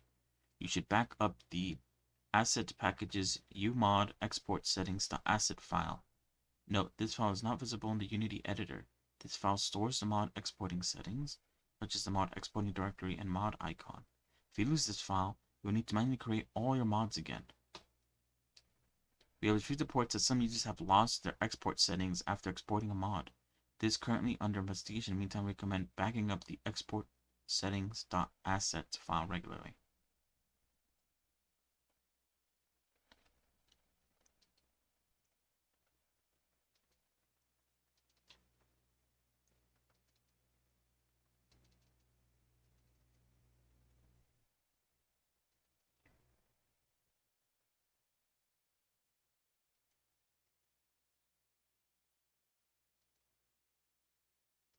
All right.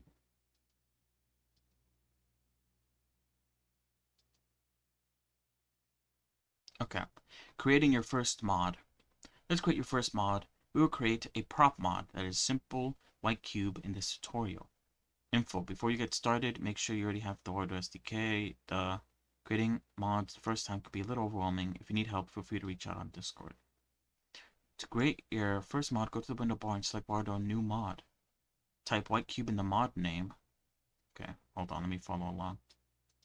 I kind of already created a new mod, but I'll make a new one. Type in white cube and click create mod.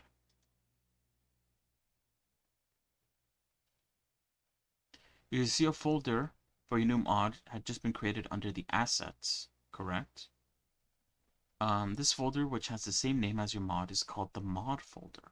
Remember, all assets, i.e. prefab, shaders, materials, and scripts for your mod should be placed in the mod folder. If you place them outside the mod folder, they will not be included in your mod. Let's create a cube in the scene. Go to the menu bar and select Game Object. Game Object. Cube. To export the cube as a mod, you must create a prefab in the mod menu. Select the cube in the scene and drag it into the mod folder to create a prefab. Okay. Which has a blue cube icon. Alright, that makes sense. Oh shit. That's not what I wanted to do.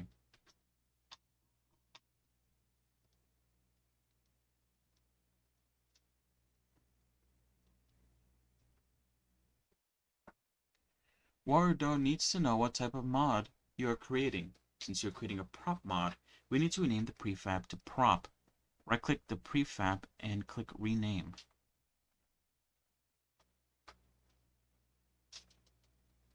Oh, it has to be like just prop? I can't like put any other indicators to it? I can't name it like cube prop. I just have to name everything prop. Strange. We're almost done. Before exporting the mod, let's check the mod settings are correct. Select Warudo mod settings to open up the mod settings window in which you can set the mod's name, version, author, and description. You can also specify a mod icon, which will be shown in Warudo preview galleries. White Cube, 0.101, mod author, high use labs.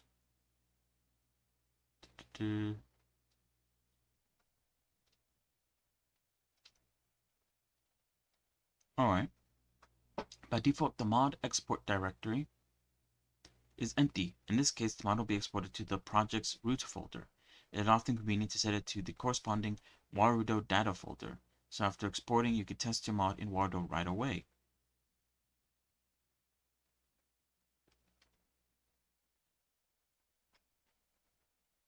Wait, what? By default, the mod is empty. In this case, the mod will be exported. Wait, can you guys see that?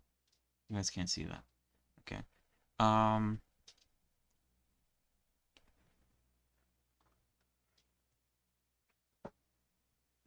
Sorry. In Warudo, select menu Open Data Folder to open the data folder. Then copy the path to the data folder. Okay, wait, sorry. In Warudo,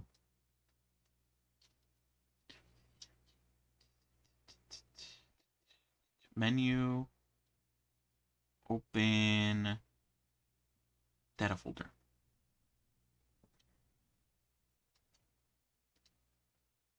To open the data folder, then copy the path to the data folder and paste it into the mod export directory field. Since we're creating a prop, we add /prop to the end of the path.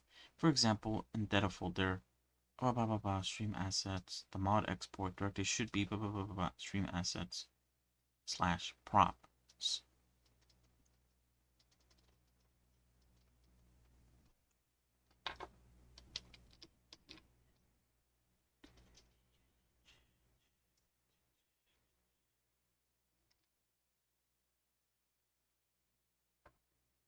Tip.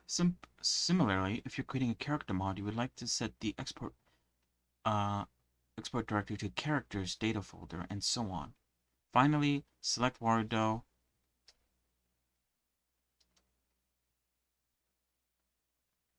Build mod.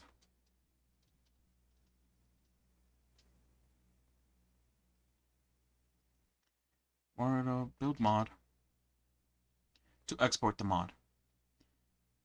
Do you want to save the changes made in the assets? Yes. After the mod exported, you should see a white cube.warudo in the props data folder. Now create a prop asset in Warudo and select white cube from the source dropdown. If you see a white cube in the scenery, hooray, you created your first mod. The process of creating other mods is similar. Create a new mod using Warudo, new mod, put assets and scripts in the mod folder, then export the mod using Warudo build mod. For more information on creating different types of mods, please refer to the corresponding selections in the sidebar. Alright, so hold on. It's building the mod right now. It's putting a cube. It's making a cube.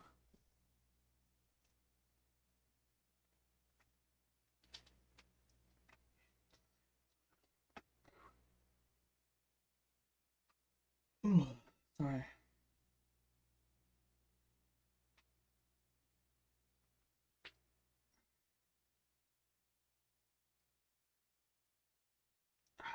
I got some. Oh god, I got like 300 warnings. As long as they're not errors, lol. And there we go. I have a white cube.warudo in my folder. So now if I go to assets and I add an asset and I go to props, open prop folder, I can specifically select, what the hell? Oh, here we go, white cube in the local file.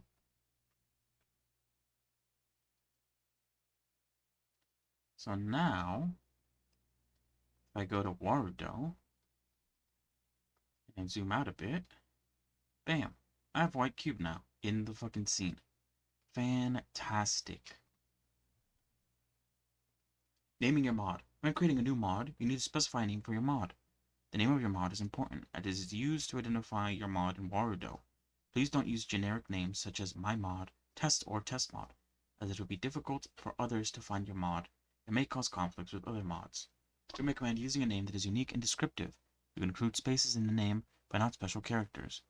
Be careful that only one mod of the same name can be loaded at a time, which means you should not reuse the mod folder to export a different mod. Hot reloading. Warudo supports hot reloading, which means you have exported a new version of your mod from Unity, which overrides the existing mod file. Warudo will automatically reload the mod and reflects changes in the scene. For example, if you change the cube's material to red and export the mod again, you see the cube turns red in Warudo immediately. Note that hot reloading may not always work as expected. If you encounter any issues, please restart Warudo. Okay. That was actually pretty simple. I wonder what sort of interactivity I could add with these objects, these props.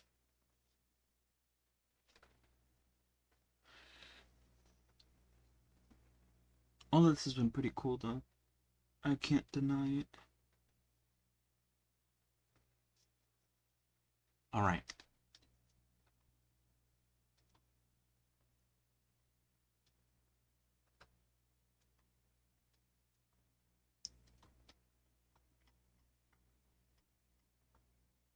Alright, so I'll be right back. I'm going to use the bathroom.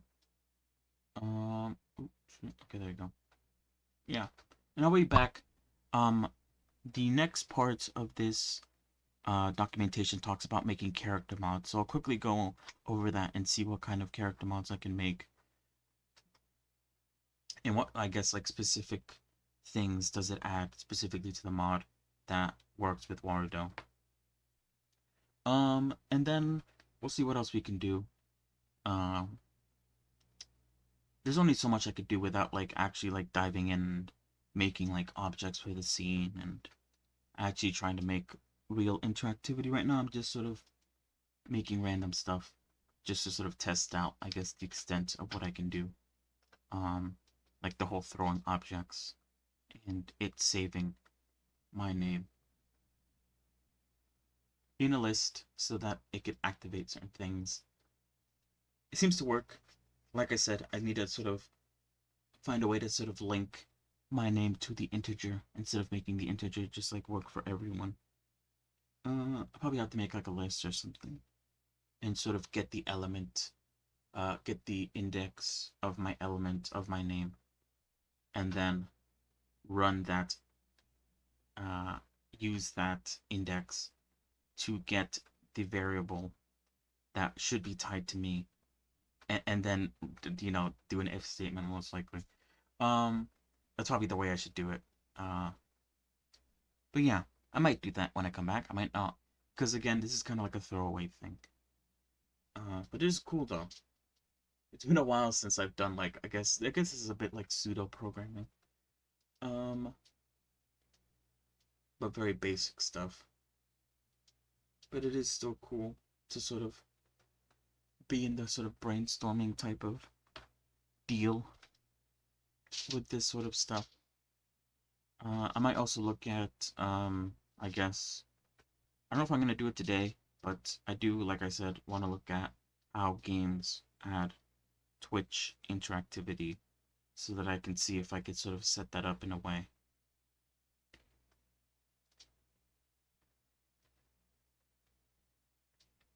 Anyway, yeah, I'll be right back, like I said. BRB.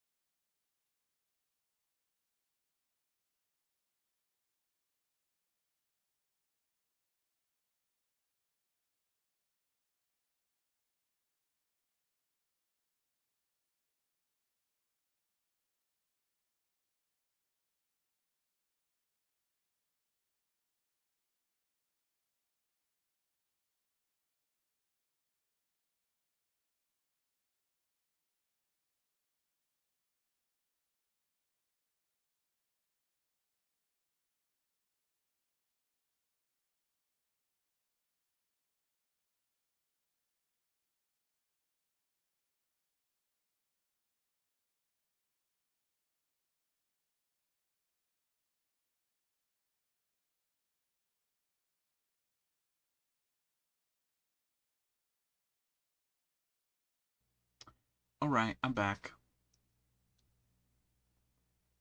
We're back, gamers. What up? Okay.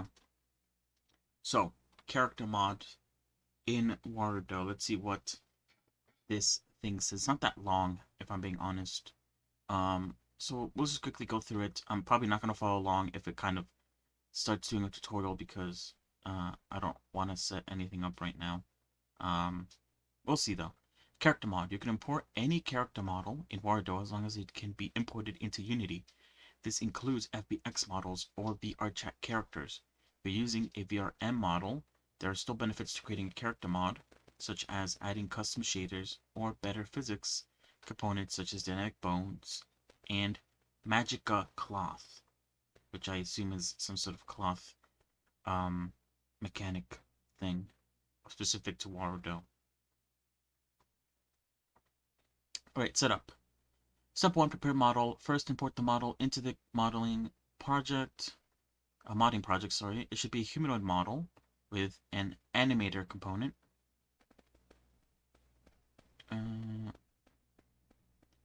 If your model does not have an animator component, go to the model import settings and set animation type to humanoid, then click apply.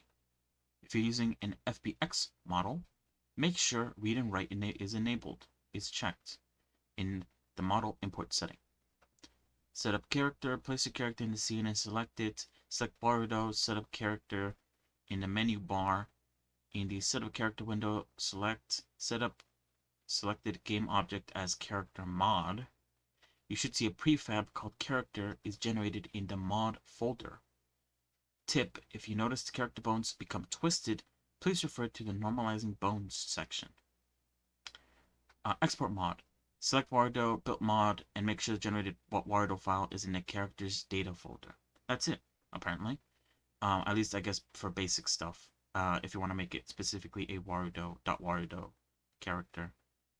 I was able to sort of just upload my character as I think an FBX file. So either or. Third party components.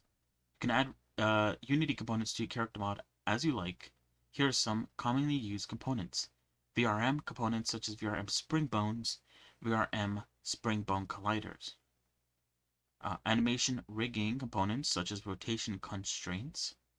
Dynamic Bones 1.3.2. VRC Fizz Bones automatically converted to dynamic bones at runtime. And Magica Cloth 1.12.11. Magic Cloth 2 support is coming soon, apparently. I don't know much about Magic Cloth, so it doesn't really matter to me that much.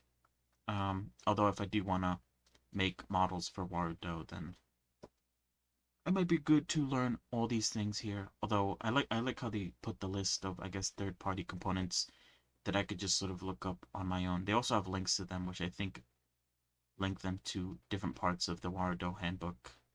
So nice. Note that you need to import the corresponding Unity packages for Dynamic Bones and Magic Cloth, as they are not included in the Warudo SDK. Since Warudo allows you to package C# scripts into your mods, you can also use other Unity components. However, please note the limitations described in the custom C# scripts section. Alright, animations.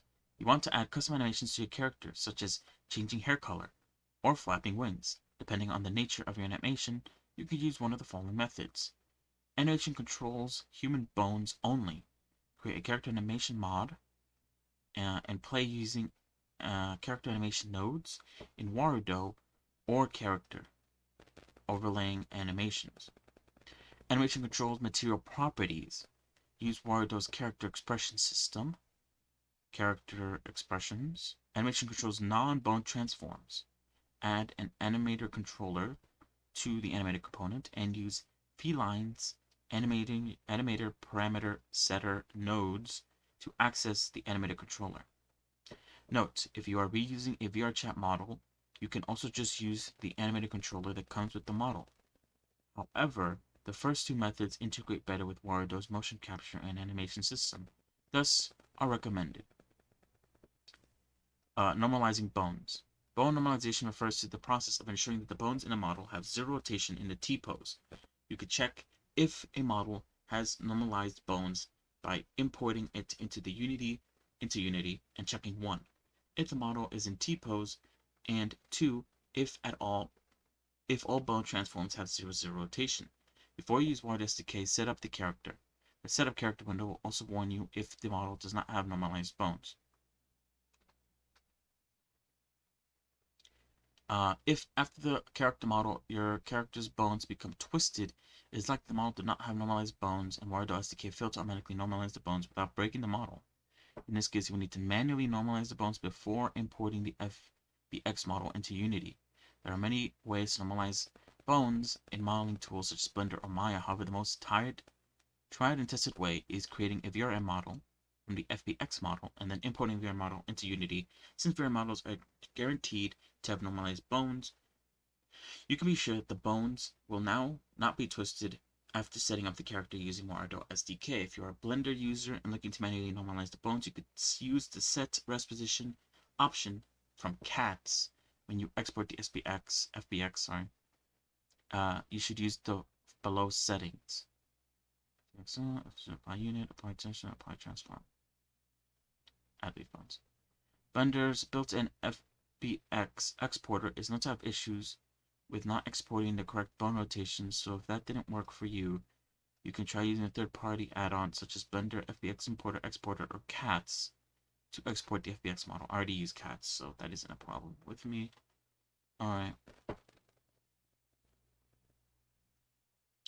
Next, it goes over animation mods, environment mods. I guess it goes more into prop mods. I believe set up character attachment. I guess there's a way for you to attach. Prop is intended to be attached to a character accessory. You can place character settings.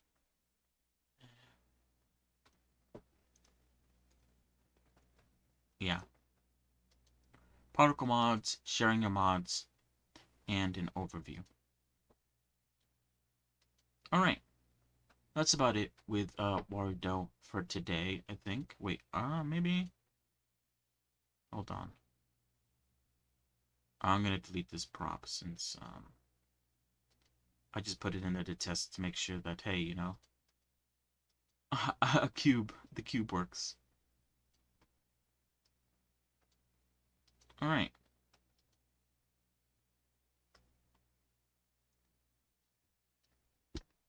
So we could work a bit more on Wired actually. I meant more like we're done with the reading the documentation. The question is, what should I do now? Like I said before I left, some of the, I guess,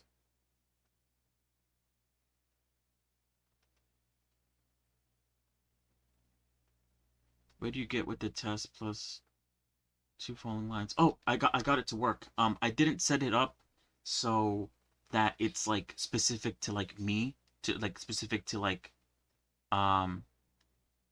certain users, but it does work. So if you, I think it worked with you. Hold on, I could check. It did. So the next message you type will throw, it should throw 3 things. 1 for basic, the second because you typed it, and the third because you wrote test. Wait, I don't know if you see that up on screen. Hold on. Oh, you don't. You're seeing Unity right now. Unity editor. Here you go. So yeah. Oh, you can't really see it very well here. Oh, it's because it's extended. So yeah, as you can see, your name is in the string list, and the integer went down by 1. So the next message you type will throw 3 things at me. It should, at least. There you go. Fantastic. And now your name's gone. Oh, wait. It's not gone yet. The next message you type will not throw 3 things at me. It would only throw 2, because it will remove your name from the list. But yeah, it works. But like I said, it's not tied to anyone. So if I write test, it will reset the the times. So yeah, now you've been removed from the list. So yeah, it works.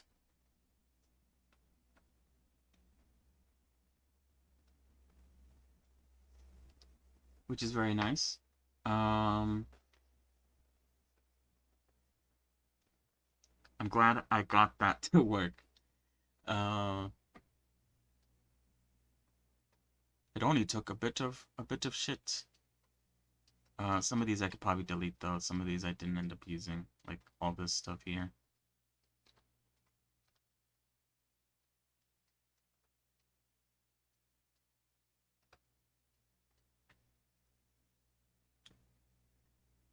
Mm. But yeah, it's really interesting. Um,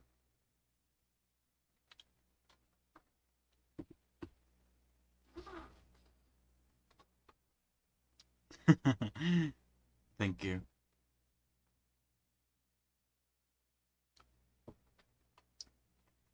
I had to refresh my brain a little bit, I guess, when it comes to a little bit of programming, even though it is like using a blueprint system. It's still you kind of have to think about it like that though. I've completely lost in directions. Oh shit.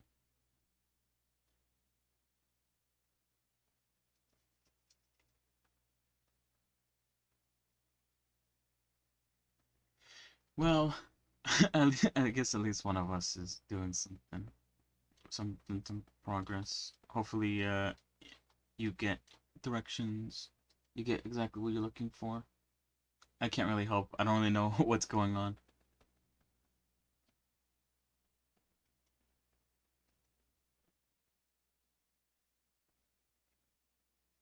So yeah, I could work on more things, but like I said, I don't really know what exactly I should do now in terms of like I guess like testing things out. Um, I could record people's usernames, which is one thing that I was looking into.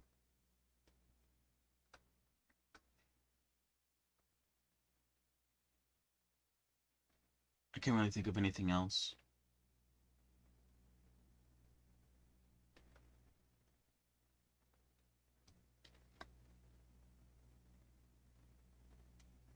And the fact that I could use Unity C sharp um mono behavior stuff makes me sort of think what kind of props can I make um in Wardo, work in Wardo.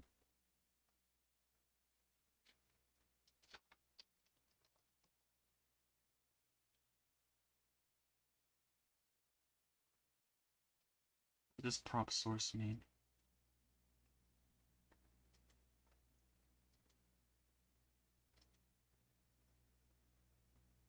Hmm, it's nothing.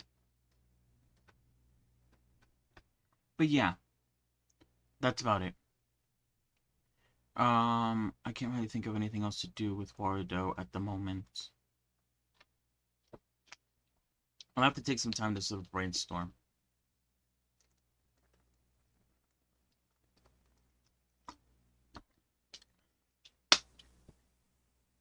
I wonder how the whole C sharp um thing works. Especially with the blueprint stuff. I was kind of trying to see if I could find a way to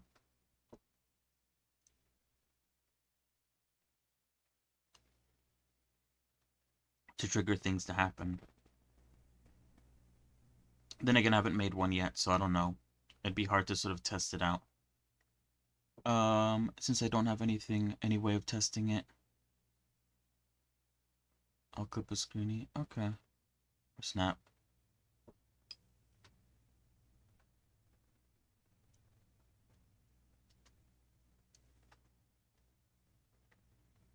Oh, I see what you mean.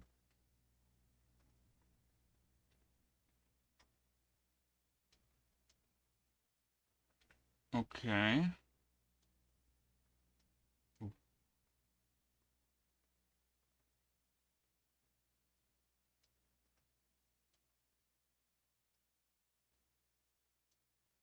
So you have a ball, you have a cube.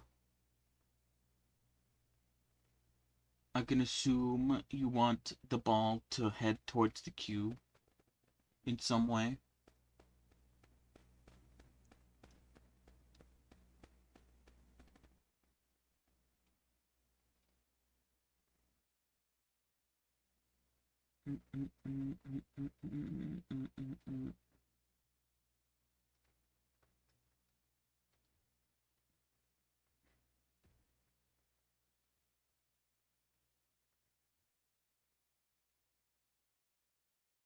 Wait, what the hell? Oh, never mind. I thought I got a. Wait, I think I do have a few messages. Nothing important though. They're just TikToks.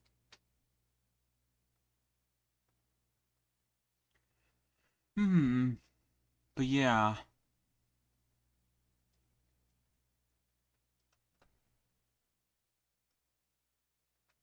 I don't remember how the whole physics thing worked. And I think when I was working on Unity, I most of my games were like 2D esque. So the physics only worked on the on two axes. Um, so I guess it was a bit easier to manage than Vector 3 stuff. The thingy was just popped off from the sphere uh, with some RB force, and it's rotate to make the green velocity vector match the blue nav direction vector. Oops, sorry.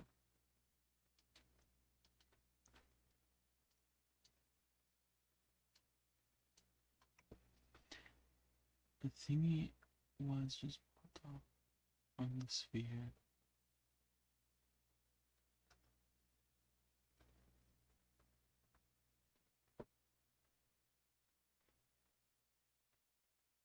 Oh,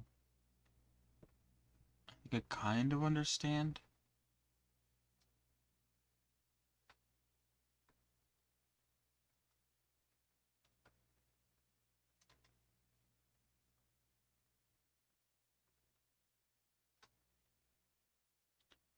And to make it much harder, I'm trying to insert a homebrew PID control logic to manage the rotation force.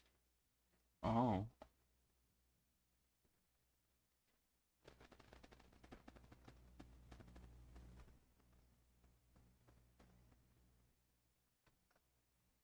okay.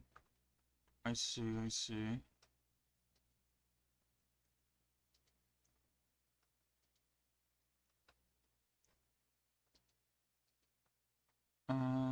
Wait, hold on.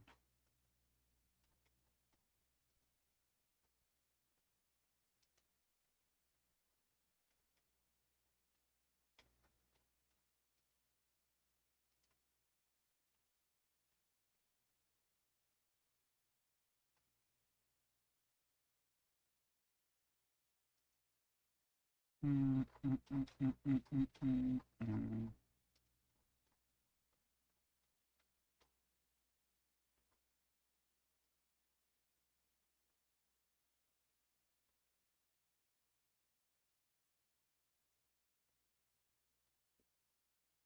So I'm trying to make it work in just one axis. Alright, yeah, that makes sense. I'm sorry.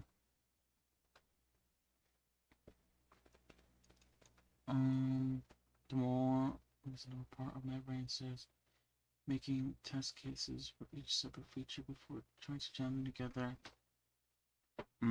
Yeah, that makes sense. One at a time, right?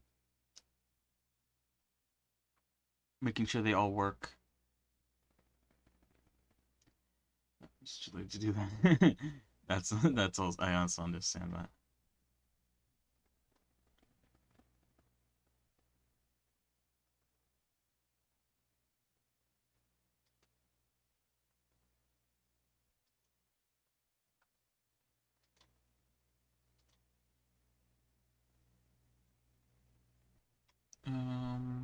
What's on?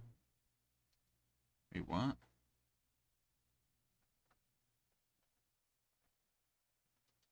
Oh, wait, they don't have.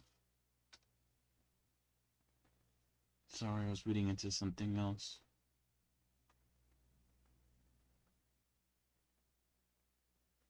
they're still working on the whole Wardo scripting portion, I guess. Or at least the documentation of it. Yeah, honestly, not a bad idea to go one by one. Cause then you know that then it's like an issue of like all the parts coming together that's causing the issue, and not specifically like each individual part. Um,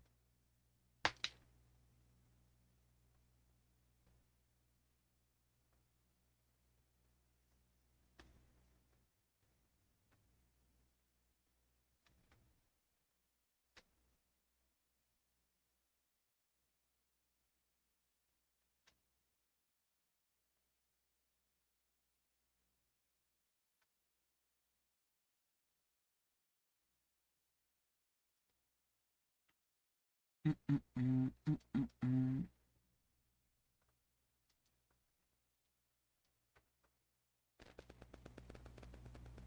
Probably should join the Discord. Hold on. I think I closed out of Discord because it was just another thing that I had opened up. Hold on. Let me join it. Or maybe I did already join it. Oh, I think I joined the Motion Studio one, but not the Wardo one.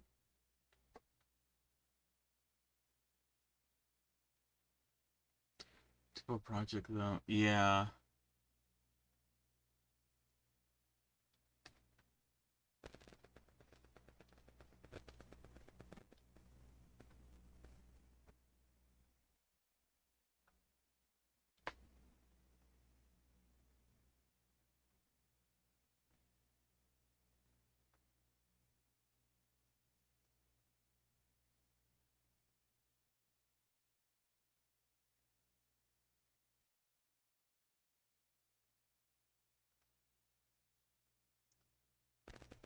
Oh yeah. Well, I guess Discord loads up. I'm gonna look up um.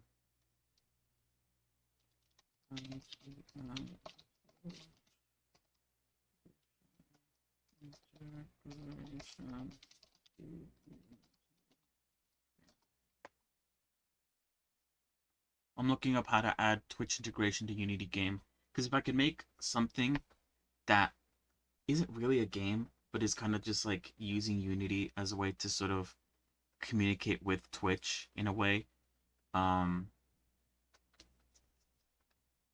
that'd be nice, I think. So I'm looking up how to put Twitch integration into Unity.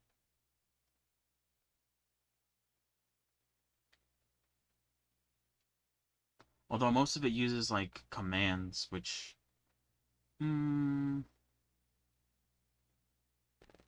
I don't know how I feel about that. Hold on, apparently I need to log in to read the full story. Mm, mm, mm, mm, mm, mm, mm.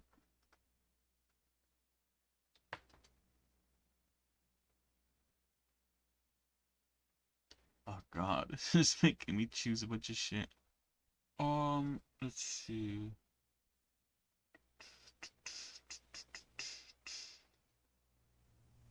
Select three. Oh man. Android. Guess that one.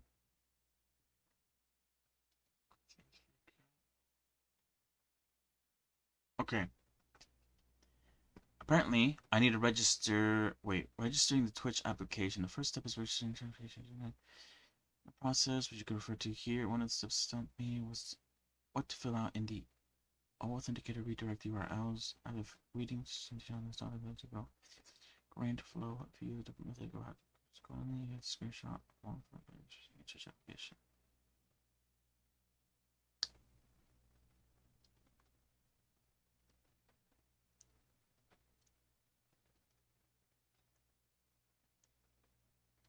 Getting an access token, setting up Unity with Twitch, connecting Unity to Twitch, reading chat messages, sending chat messages,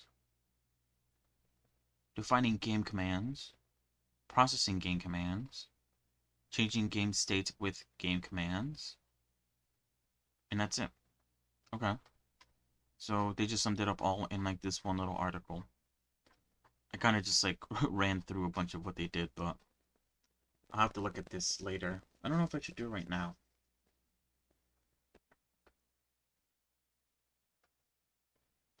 I might want to install like the newest version of Unity to do that first, because I haven't done that yet.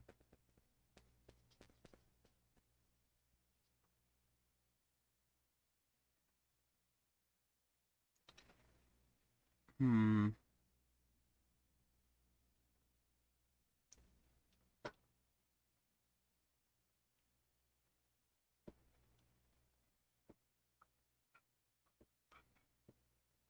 Trying to think why I'm doing this. Oh shit. What I'm doing this for. I want to. I don't know. What do I want to do this for exactly?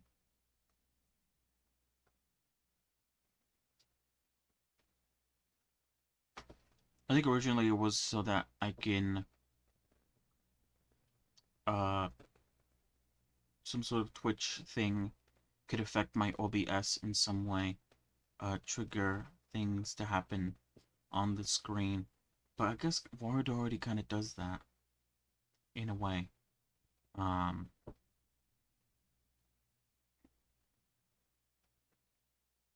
so maybe I don't need this to be exact.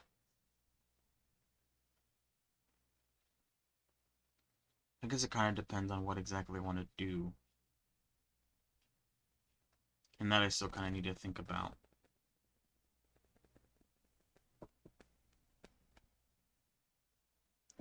Anyway, this is all probably things that I'm gonna do off screen, off stream.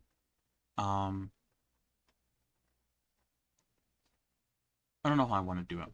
I don't know if I should like build it all up and then like release it all at once as like some big reveal, or if I kind of just like sprinkle it in every now and then once I'm like done making said thing. I still need to see if I can make the background of like Wardo transparent. I don't know if it's BC Face does it well. I don't know if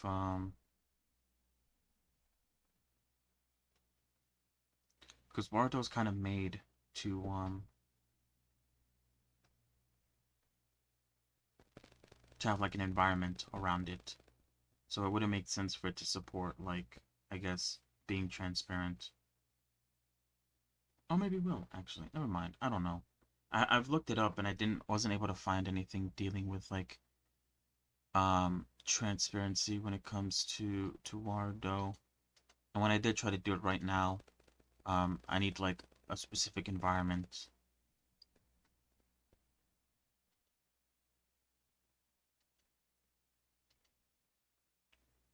And I don't think I found anything in Discover. Um, there's like white floor, which I guess is like the closest thing to transparent, but I want to be able to sort of like have Varudo running while I have like Blender also running. But as you can see right now, Varudo like takes up like part of the screen. Um, I don't know how it would work. I'd want it to sort of, you could see the character, but then the background is transparent, so you'd see right through it and onto whatever else I have on the OBS. I don't know if that's possible though.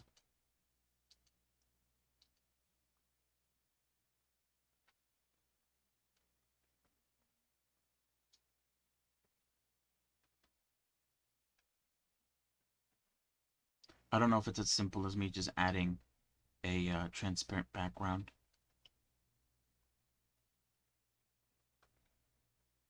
Hold on.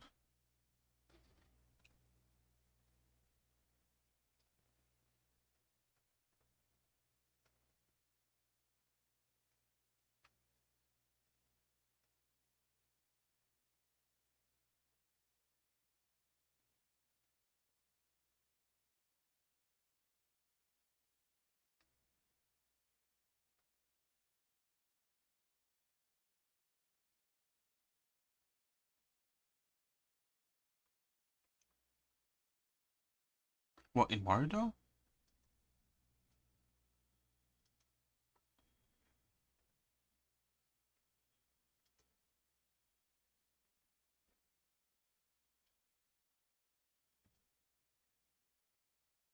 Oh, but it's transparent background. Oh.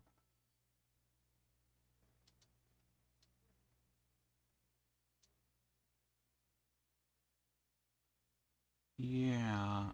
That makes the background black. Um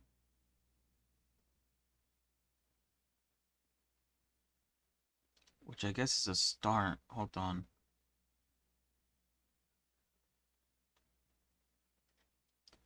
Post-processing effects will be disabled when using a non-opaque background.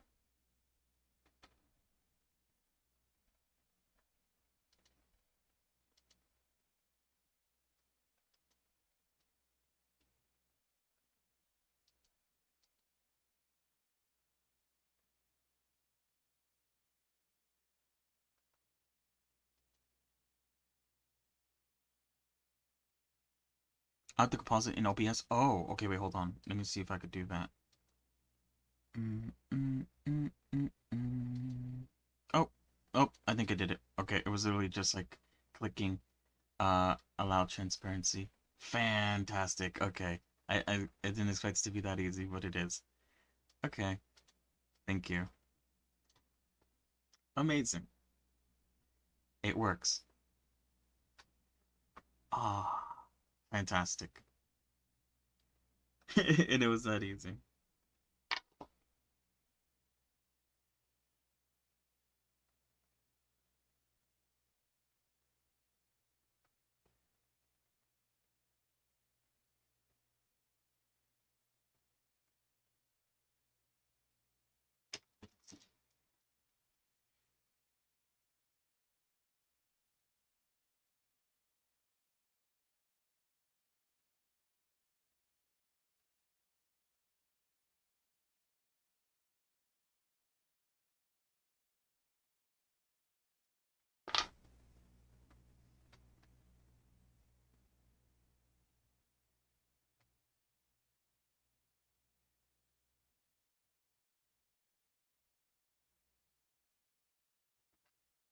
Nice. Sorry, I'm like texting someone. Uh,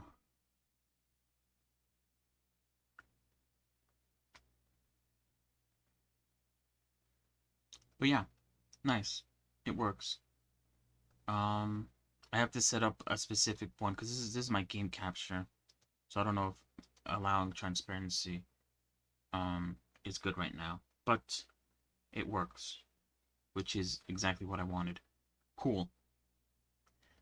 Like that's so cool though. I could use this as I guess like uh if I wanted to do VTubing, if I were to make an avatar, like I said I will. Um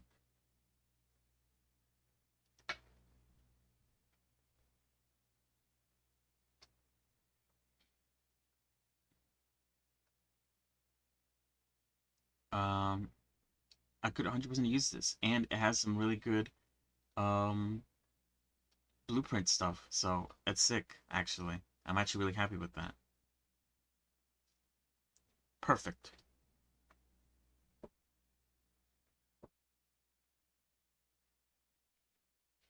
All right. What else do I have? Okay. Then I probably don't need Twitch interaction with like Unity. Since I could probably just use Morado, if I'm being honest.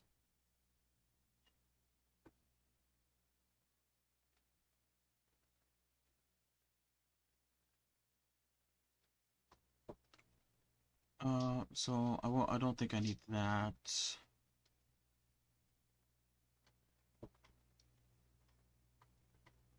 I still might look into WebSockets, maybe. It kind of depends on what I could use it for, kind of thing.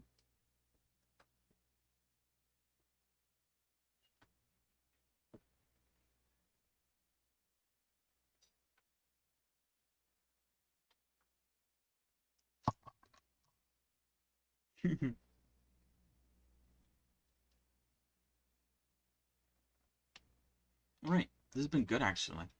Um, I feel like I learned a lot, and I am pretty excited to continue working on this. Um, I need to take some time to, I guess, like brainstorm some interactivity that isn't just like every message throwing something at my face.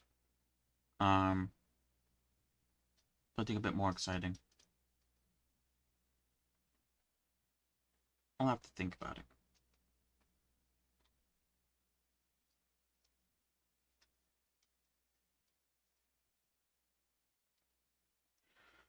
Ooh. If I could add some more chat interaction, that'd be nice. I'd have to think about it, like I said. I still don't know. There's a lot to think about, which is good. I'll be able to think about it, I guess, in my free time.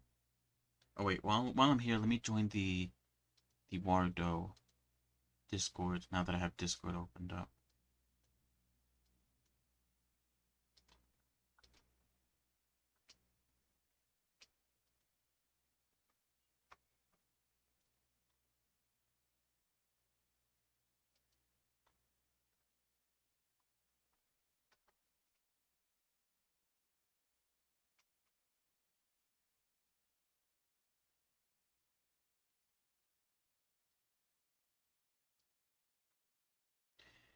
Expecting harassment, using hate speech, no spam, self-promotion, room hot topic discussions, restricted content, this is going to restricted only. Uses something against the rules, step moderator, do right, okay. Sorry, I'm just reading the rules.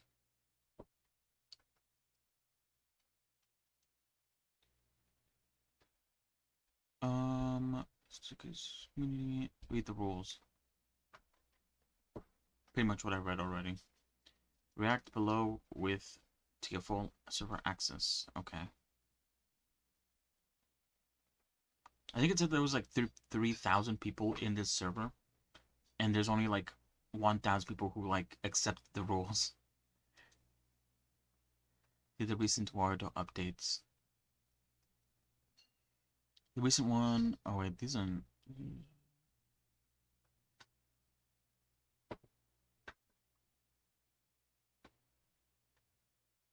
These aren't updates though. May have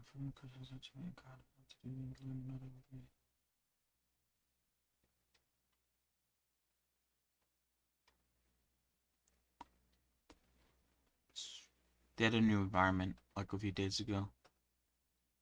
Or actually, they added a few environments like a couple times. It's pretty nice, I guess.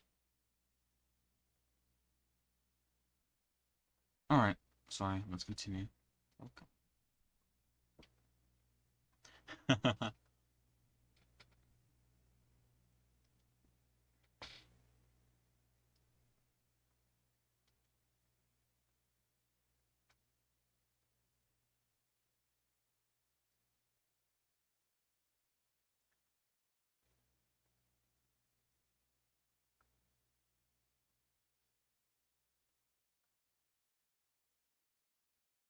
Oh, I got it's currently in early access. It's pretty good for an early access, I guess, release.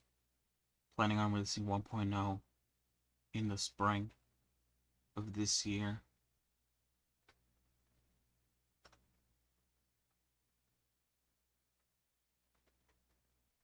Okay.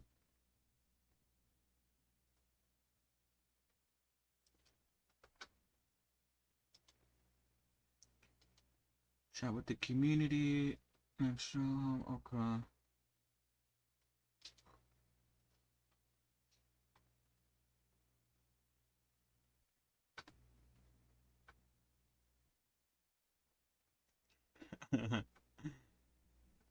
This is stupid.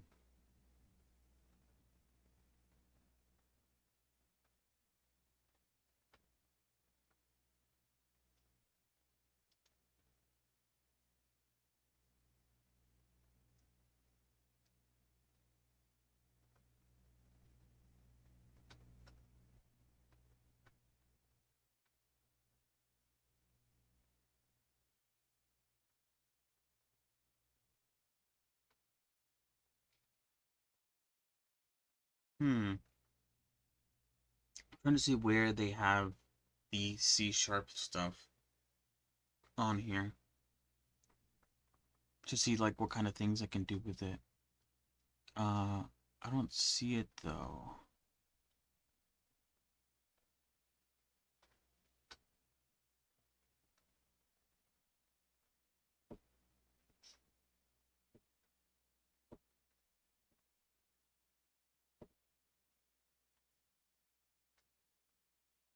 I guess I have to ask questions about it.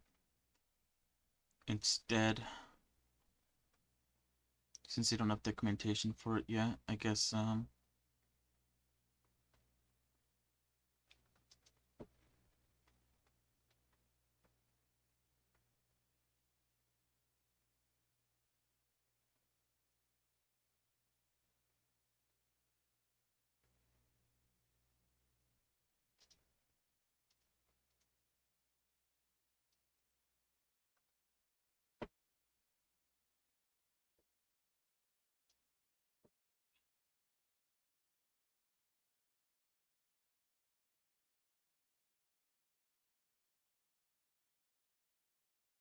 what the fuck?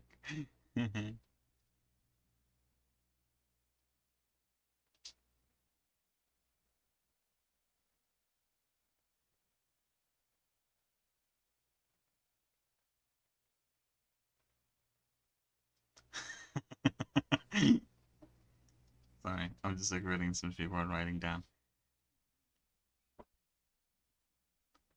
Um,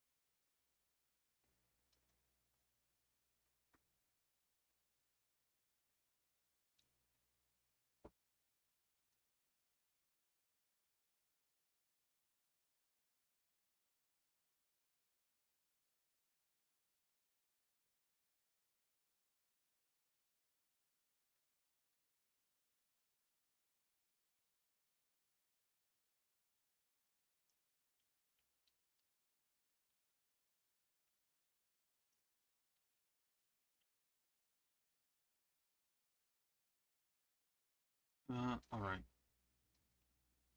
I think that's good. Sorry, I was distracted. I probably shouldn't have been distracted by the Discord. Anyway, I think we're done for today. That was actually really good. Um, Playing around with Warudo for a bit more. Um, I made some blueprints that worked, kind of as intended. Obviously, they're not perfect. Like I said, I need to like mess with some variable stuff, but they do work, and that's the good thing. So that's good.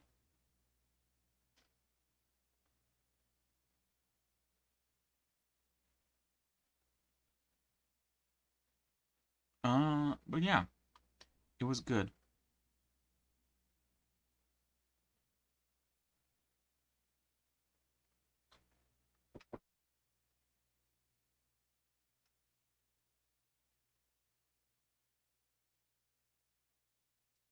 Um, yeah, and I'm excited to do more with it.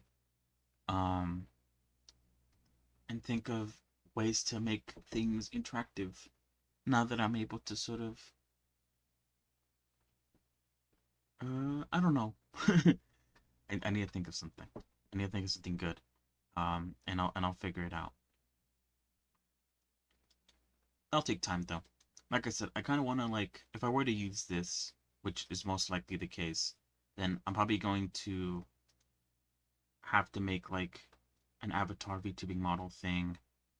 I have to make an environment for it if I want to, as well as um, you know, and then create things around. I mean, they don't have to be specific to like the sort of theme that I'm going for, but it kind of makes sense if it is. But I don't know really too much. I don't know. I don't know what I'm saying anymore. Um, I can't think. I'm out of ideas.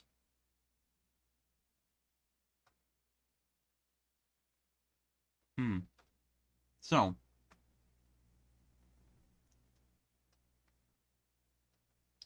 we're done for today. I'm gonna close out of Unity and stuff like that. Um, I was going to say I could keep Warudo open and just set the transparent to I could set it to transparent. But I don't know. I don't know. It's kind of like odd, I guess. For testing it, it's fine if it's on, but it's whatever. Anyway, we're gonna swap over to some gaming. Um,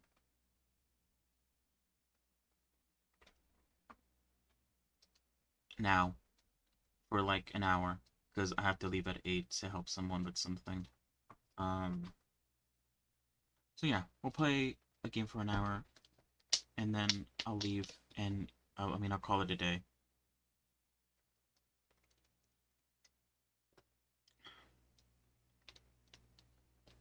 So we are going to play.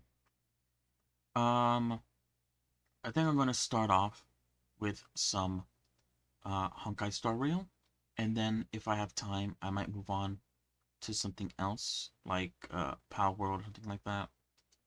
Mostly because due to um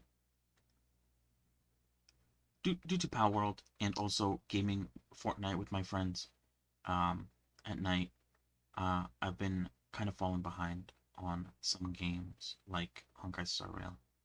Because usually the only time I play games is towards the end of the stream slash at night, um, before I go to bed. But yeah, recently I haven't been able to do that because I've been having fun in other ways, which isn't a bad thing, obviously, but I would still like to keep up with these thing. So I'm gonna, I guess, like force myself to keep up with it by playing it on stream. I guess you could sort of think of it that way.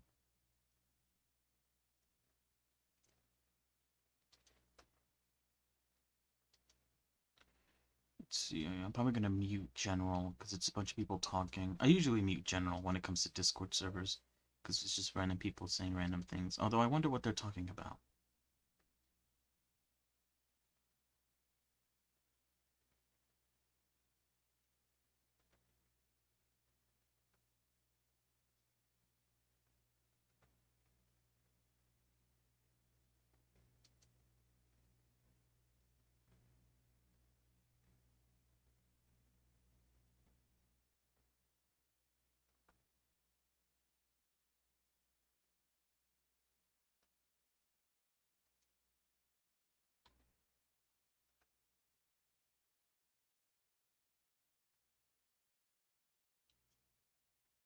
But yeah, good stuff.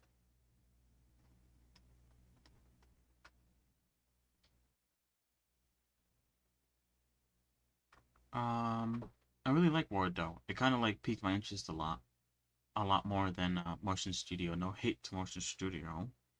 But yeah, I like it a lot more for some reason. Uh, it's pretty nice.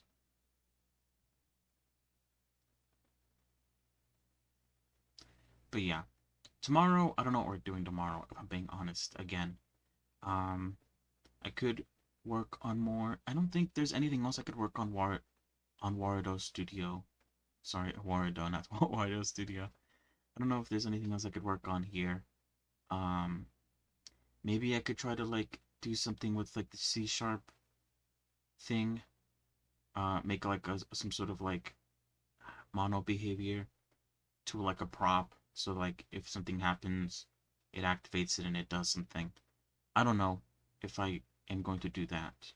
I could watch some geometry videos like I did before and follow along.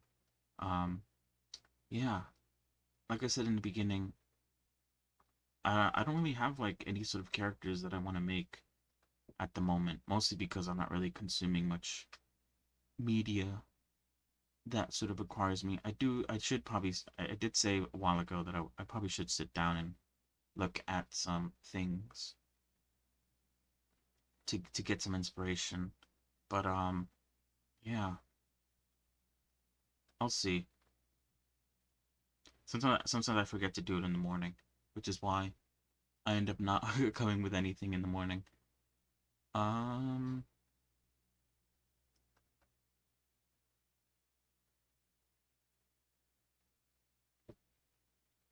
Either way, I think it's nice that I didn't immediately jump into making a character after the rigging deep dive stuff. Because usually after something like the deep dive and the, well, actually, I don't think after the deep dive, but usually after I'm done with the character, I do some random stuff before I move on to like the next big thing. Um, so I guess this counts as that, learning Warudo before I start making an actual character. And the next character I'm gonna like actually like 0 to 100 it. Not like, I feel like every character that I've made so far, I haven't done that. What was the last character I did something like that with? I don't remember. But I do want to go from like starting with nothing to like a fully modeled character, fully rigged, with shape keys, and maybe learn how to sort of make animations, or how to make animations that transfer from Blender to like Unity and I guess Warudo in that regard. Um, yeah, because I don't I do remember editing shape keys, but I don't remember for which character it was. Um, it might have been Urka.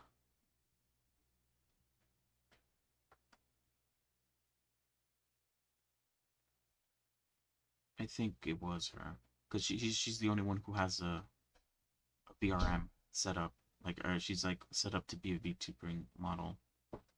Um, so I think she has expressions, which I haven't made for any other character since then. So I would like to sort of set that up. I guess that also means I have to sort of do shape keys again, which can be kind of difficult, especially if like there's a lot of vertices on the face. Um,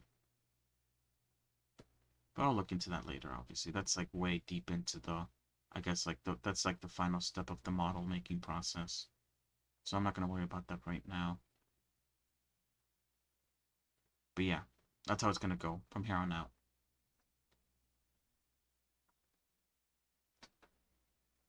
And I would like to spend more time on that too. I don't want it to just be like, oh, this shape key. Like every character that I make has like a shape key that makes them smile and a shape key that makes them frown. I want it to be like very specific. Like I believe with the Erica model, I wanted there to be like shape keys that spawn in some of her like she has like little frog bombs that she throws in the show. I wanted to sort of set that up. Um so like that she's holding them or something like that. And I wanted to set it up so like the hat also had expressions, which I didn't set up at all because I guess like it's not really that I ran out of time. It's more that I guess I just got bored and didn't want to do it anymore. What the fuck?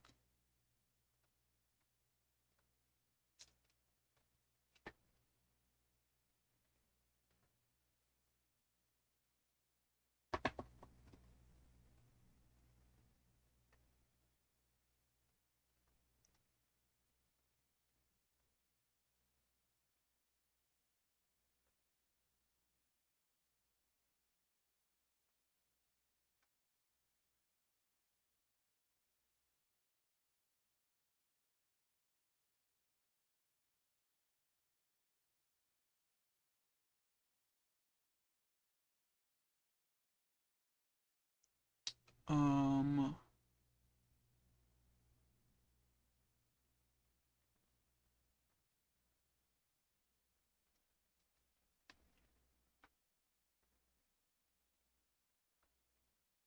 okay, sorry, let me close out of Wario now, because I'm done with it. I just had it up so people had things to watch, I guess. Um because now I'm going to swap over to the gaming section. And in that gaming section, like I said, is going to be, wait, where is it? Hold on.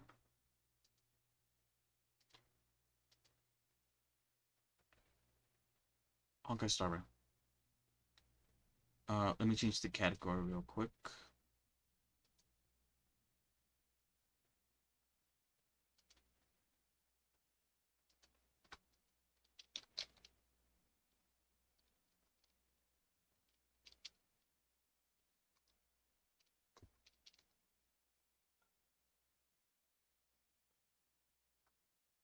Alright, we're back.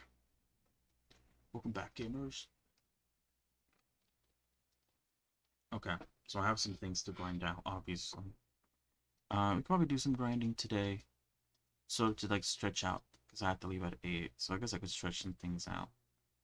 Like for instance, I could do my Echoes of War. I haven't done that this week yet.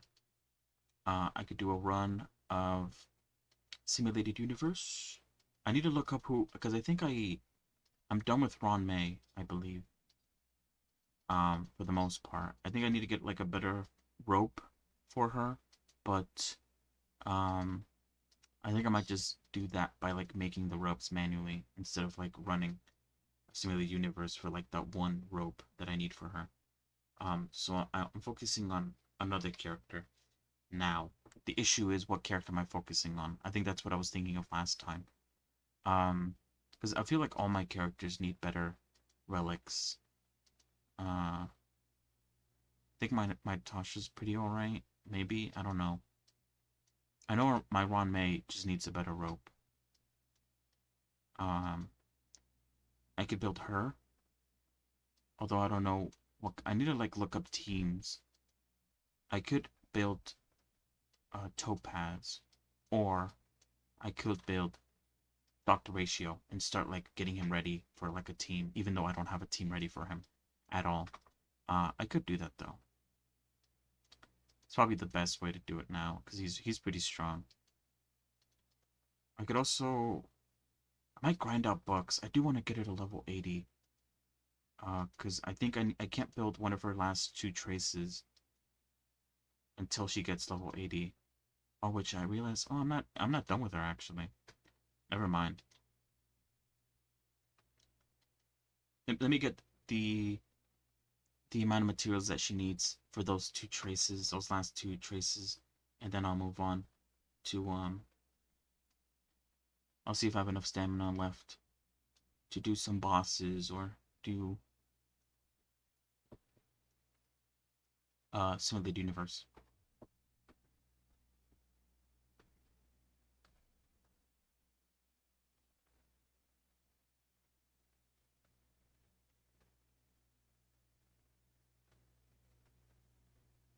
I tend to not try to grind out, I guess, like the evolution materials or the XP materials.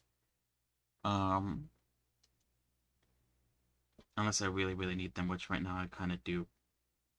Because I can't level up Dr. Ratio until I level up her.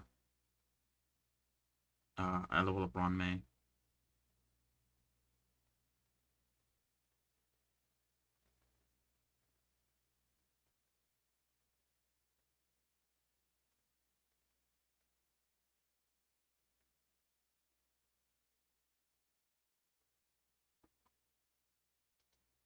Alright. So yeah, I guess we're towards the end of the stream now. This is usually around the time where I just kind of candidly talk about sort of my ideas. Although I usually do that when I'm sick.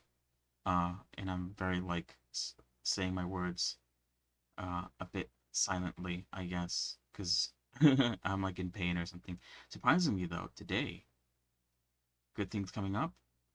I don't have much of a headache, and it's getting late, which I think is a good sign. I say that now. In a couple hours, I won't be able to go to bed because I have a massive headache or something. I jinxed myself most likely. But anyway,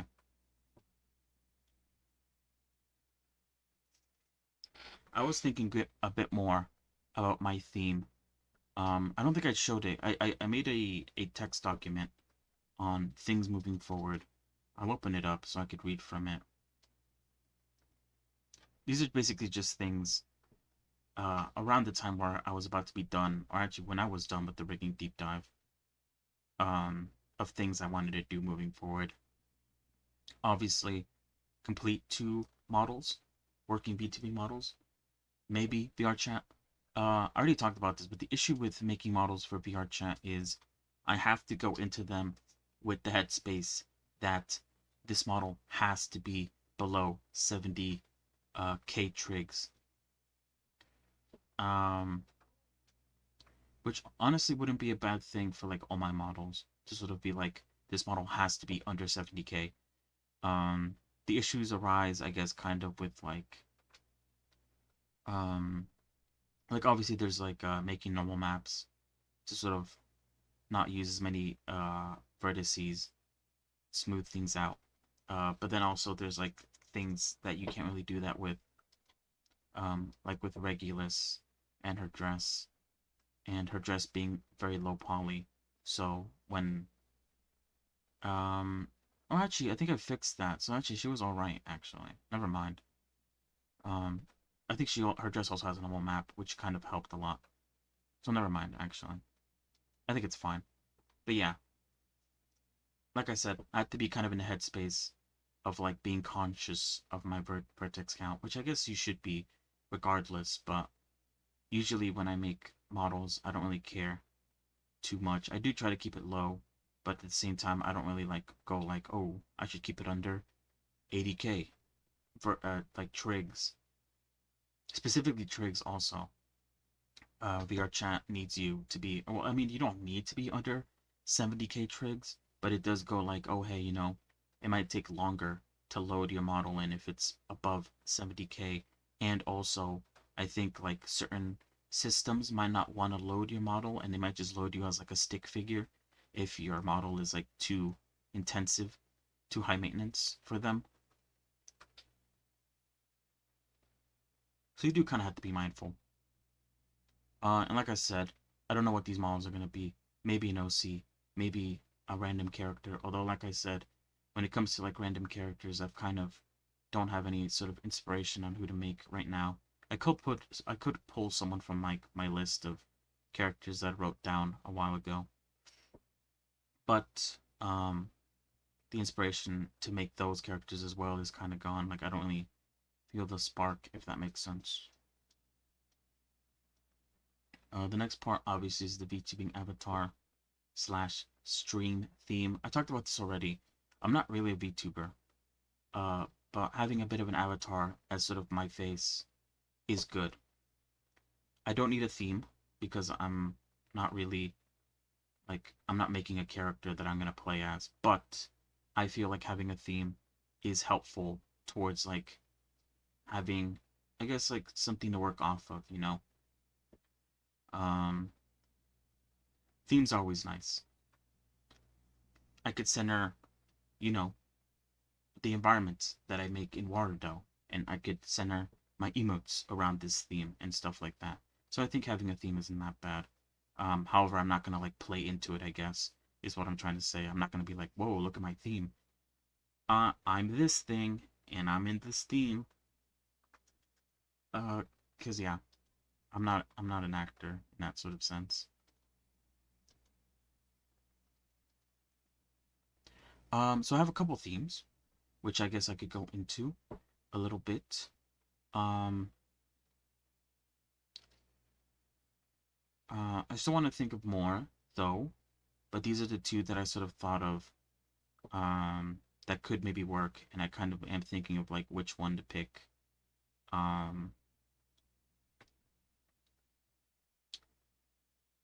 Yeah, I'm still sort of thinking. One of them is based off the games that I was trying to make a while ago, which is kind of cryptozoology themed.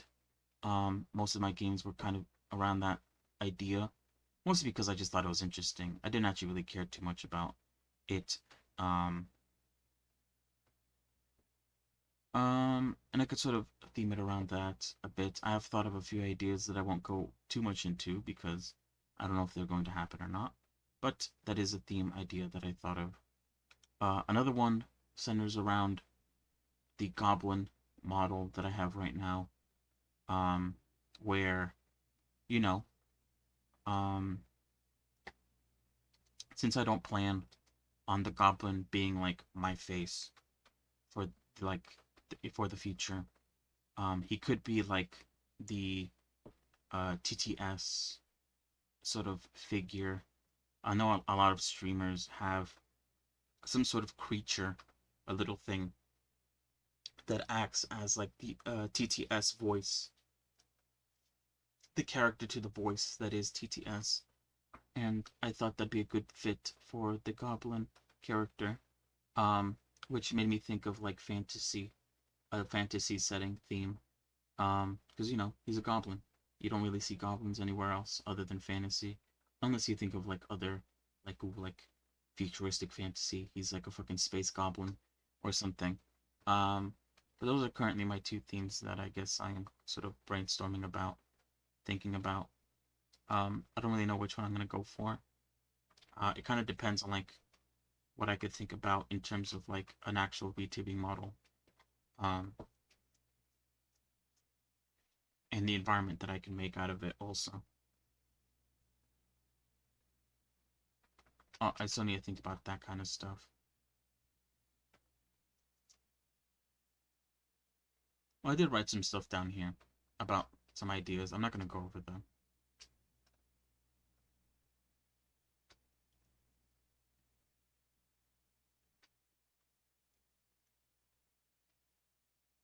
Interactivity, Warudo. I found it. I found what I want to use for Twitch interactivity. For the most part. Um, and I really like it. And I'm gonna learn more about it. And I'm gonna try to think of some little, I guess, like games almost that I could implement into my stream that run off of Warudo. Since I feel like you could do a few things with it, and I want to see what I can do. Test the limits, I guess.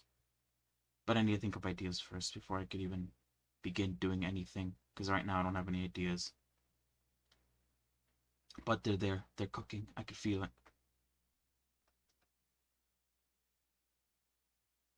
And last but not least, Valentine's Day. I do actually need to prepare for that. I have it here, but I've forgotten about it. For the last like few days. It's still a ways away, thankfully. Um, but I do want to like set it up a bit beforehand so I'm ready and not like making it the day before, like I have been for like I think for the Christmas stuff. I don't know if it was the case. I think I made the Halloween stuff on stream, so I wasn't really like in a hurry or anything. But I do want to work on that. Not just like costumes, but also set up some other things.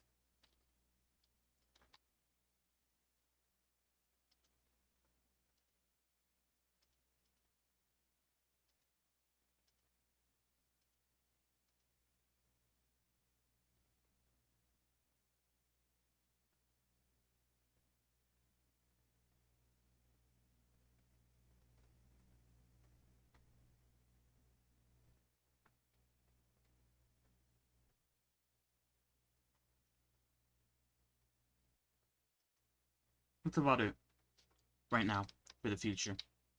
Um, Not much else.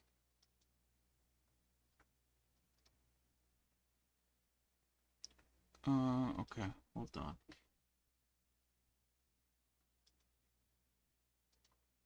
So I have a lot to think about, luckily. Wait, how many of those do I need? Hold on. I need 4 more there. Or I guess I should count all of all. 8 plus 8, that's 16. So I need 16 in total. I wonder if I can make that much.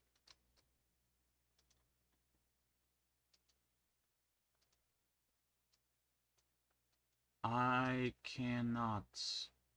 Oh yeah, I can I? Yeah, 16. Perfect. I don't need a grind for her anymore. Except I do need a grind for her, shit, not that. I could grind for these books so I could level her up faster. I guess I'll do that now. Hopefully I could get her level 80 by today. So I could kind of just say good riddance to her and be done with whatever building else I have to do with her. She's pretty much perfect. Just a better rope with a better break effect. But ropes are hard because it needs to be energy recharge. And it needs to have break effect. And it needs to roll into break effect at least twice. To make her to get all the effects that I need for her. So yeah.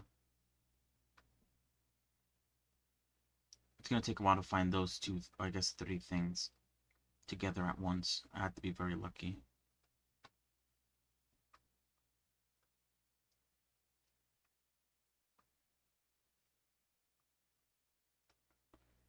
Bam, bam, bam, bam, bam, bam, bam.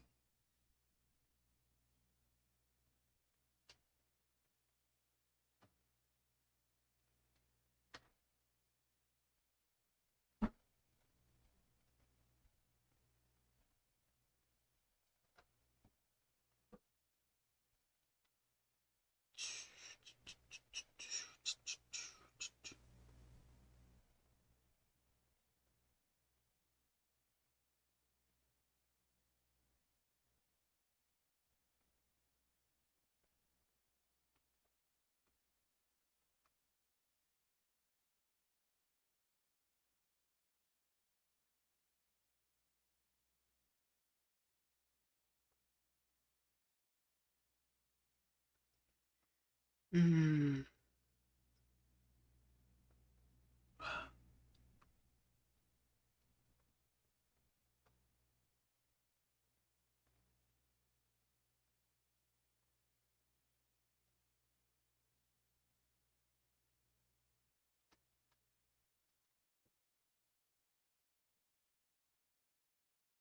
Bum, bum, bum, bum, bum, bum, bum, bum, bum, bum, bum, bum, bum, bum.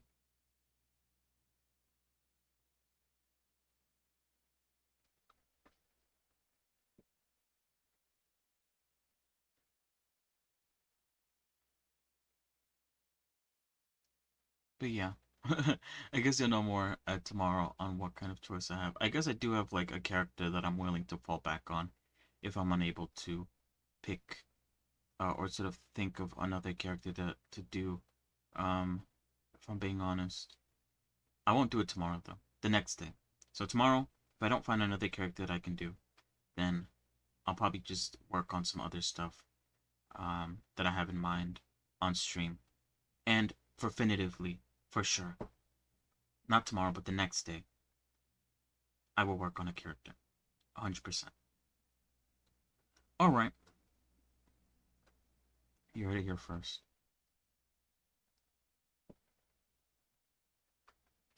I have to look some things up about that though. Maybe not. Maybe it's not the case.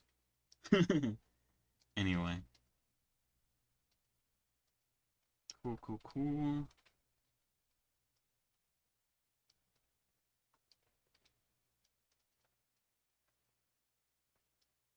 Mm.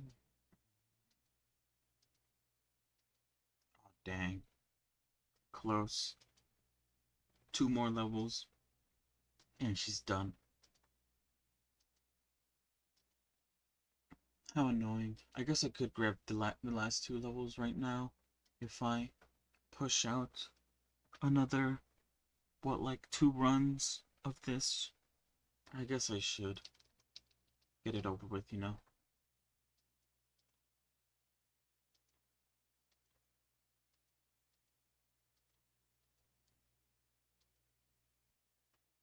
I guess while I do that, I'll look up some Dr. Ratio builds.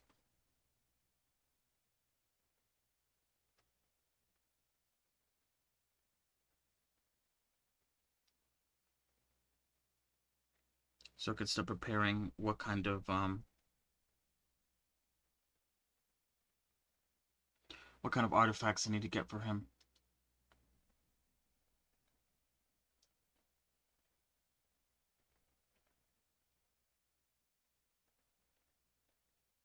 So in terms of light cones, he wants his own light cone, obviously. He will take worrisome blissful with it. I think might be Topaz's light cone, which I think I have it for Topaz, so I'm not gonna give it to him. Uh, in the night, which I believe is Seely's light cone, which I don't have. Sleep Like the Dead, I don't know whose light cone that is. It might be the shop light cone. I might be wrong about that though. Oh wait, no, that's probably what's his name? I forgot his name. The ice hunt guy. I think it might be his light cone. And then Cruising in the Stellar Sea is the 5-star light cone in the store. I might watch some videos about it. The guy who did the video on Ron May, I might watch his video to see which although I deleted that video, so I don't know. I might have to like go back in my history.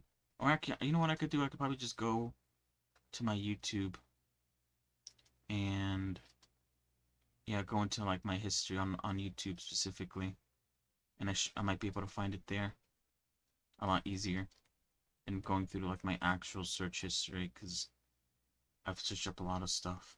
It's gonna be harder to find there, I feel like. Although I watch a lot of to be fair though, I use this is like a YouTube specifically for this channel. Like it's the VOD channel YouTube, so I don't actually use this YouTube as much as like my own personal one. Let's see. Oh, here it is. Meta defining support. Mr. Pokey, his name is. I forgot.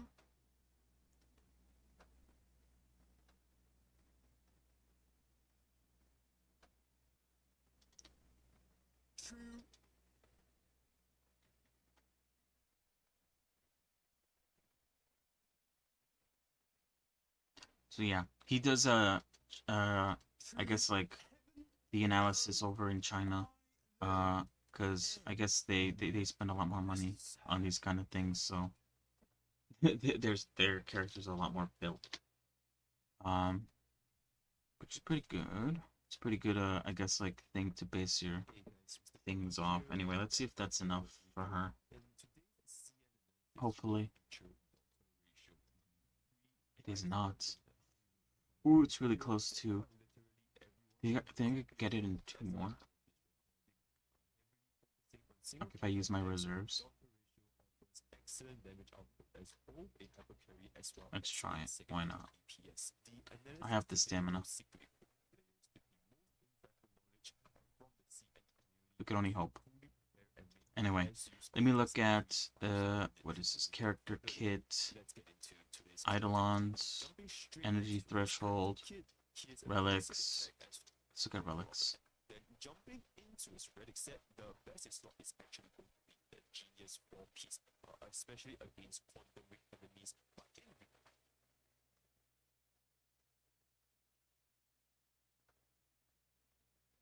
Okay.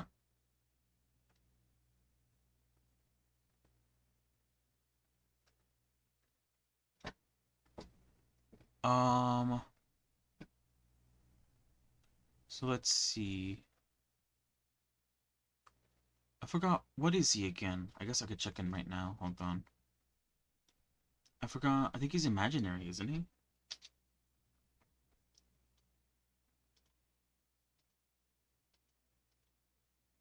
Oh, fantastic. She's level 80. Let's go, dude. She's done. Okay. So she has 174 break effect. She needs 6 or 5.5 if you're being precise. More break effect to fully utilize her trace right here, which increases allies damage by 36% if you have 180 break effect. So right now my characters do 30% more damage. I literally need 5 more break effect for them to do an extra 6% more damage. And all that is on the rope. So apparently he says Genius of Brilliant Stars is his best one. Quantum Weak. Only consider this set with a defense shred teammate. Oh yeah, sorry, I was gonna check what is he again. Yeah, he is imaginary. But he wants the quantum set. I forgot what the quantum set does. I guess I could see. Hold on.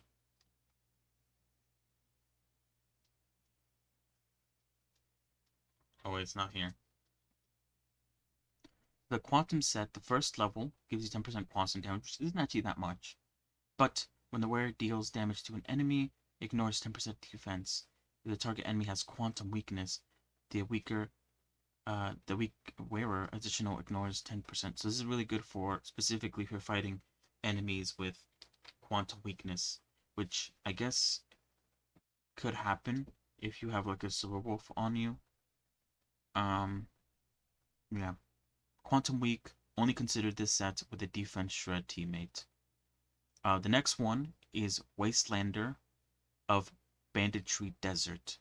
Imprisonment from breaks included. What does that do? Okay, so this is the one that increases imaginary damage. When attacking debuffed enemies, the wearer's crit rate increases by 10% and the crit damage increases by 20% against imprisoned enemies. Not bad. That's the second best one. The first one that he mentions feels like very situational to them being quantum weak. So that's probably what I'm gonna go for then. And then the next one you want is Musketeer and a Blazing Duke, Grand Duke. And then finally it's the quantum sets, but they're no quantum weakness. Oh, but I don't have the Distinguisher Light Cone, so I don't know. Probably not the best either way.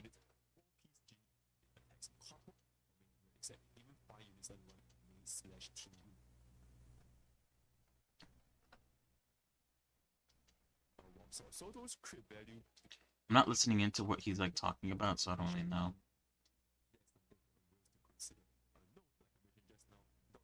Damage is so high that his Titan 6 may not.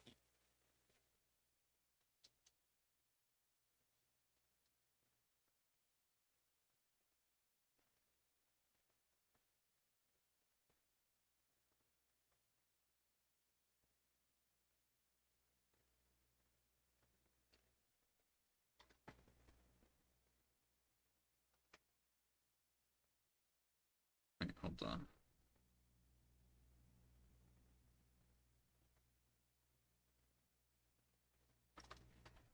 Okay, it says here that for E6 ratio, the additional 5% ensures permanent 1 turn ultimate rotation. Something to consider. Note his damage is so high at E6 that players may intentionally reduce damage output so as to gain 3 EFAU trigger for 1 turn ult. Obviously, I don't have him at E6. I have him at E0. So, I'm not exactly sure which traces to go for. Oh, he wants crit chance or crit damage on a chest. Substats, he wants crit damage. On boots, he wants speed or attack. On rope, he wants attack. And on spear, he wants imaginary damage or attack. For the substats, crit damage, crit rate, medium. But that's like the high. Medium is attack or speed, and then low is anything else. Alright. So yeah, I mean, he's a damage dealer, so crit damage makes sense. Attack percentage and speed also makes sense. For light cones, see what it says here for light cones. So yeah, his signature light cone's the best. After that, it looks like it's the Topaz and Numpty one. And then after that, it's a fully upgraded, I think it's the Voyager one. The one you could buy in the store. Oh no, so it's Crusading in the Stellar Sea. That's the third best one, if you have it fully, what is it, super encoded or whatever it's called, superconducted, I forgot what it's called.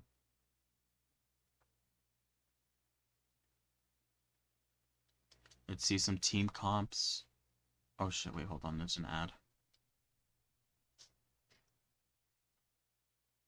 And finally, going on to his team composition, very high synergy. It looks like him and Topaz and Numpty, along with Silverwolf or Pella, makes sense, since they both put defense down. Number 1 is Topaz, Dr. Ratio, and Ron May, which I have all three of them. See the damage So, really a fantastic. little bit faster here, especially when going for 0 cycles due to the key friendship moves. Every single day, schedule will be uploaded on Discord. We work with Tab, right?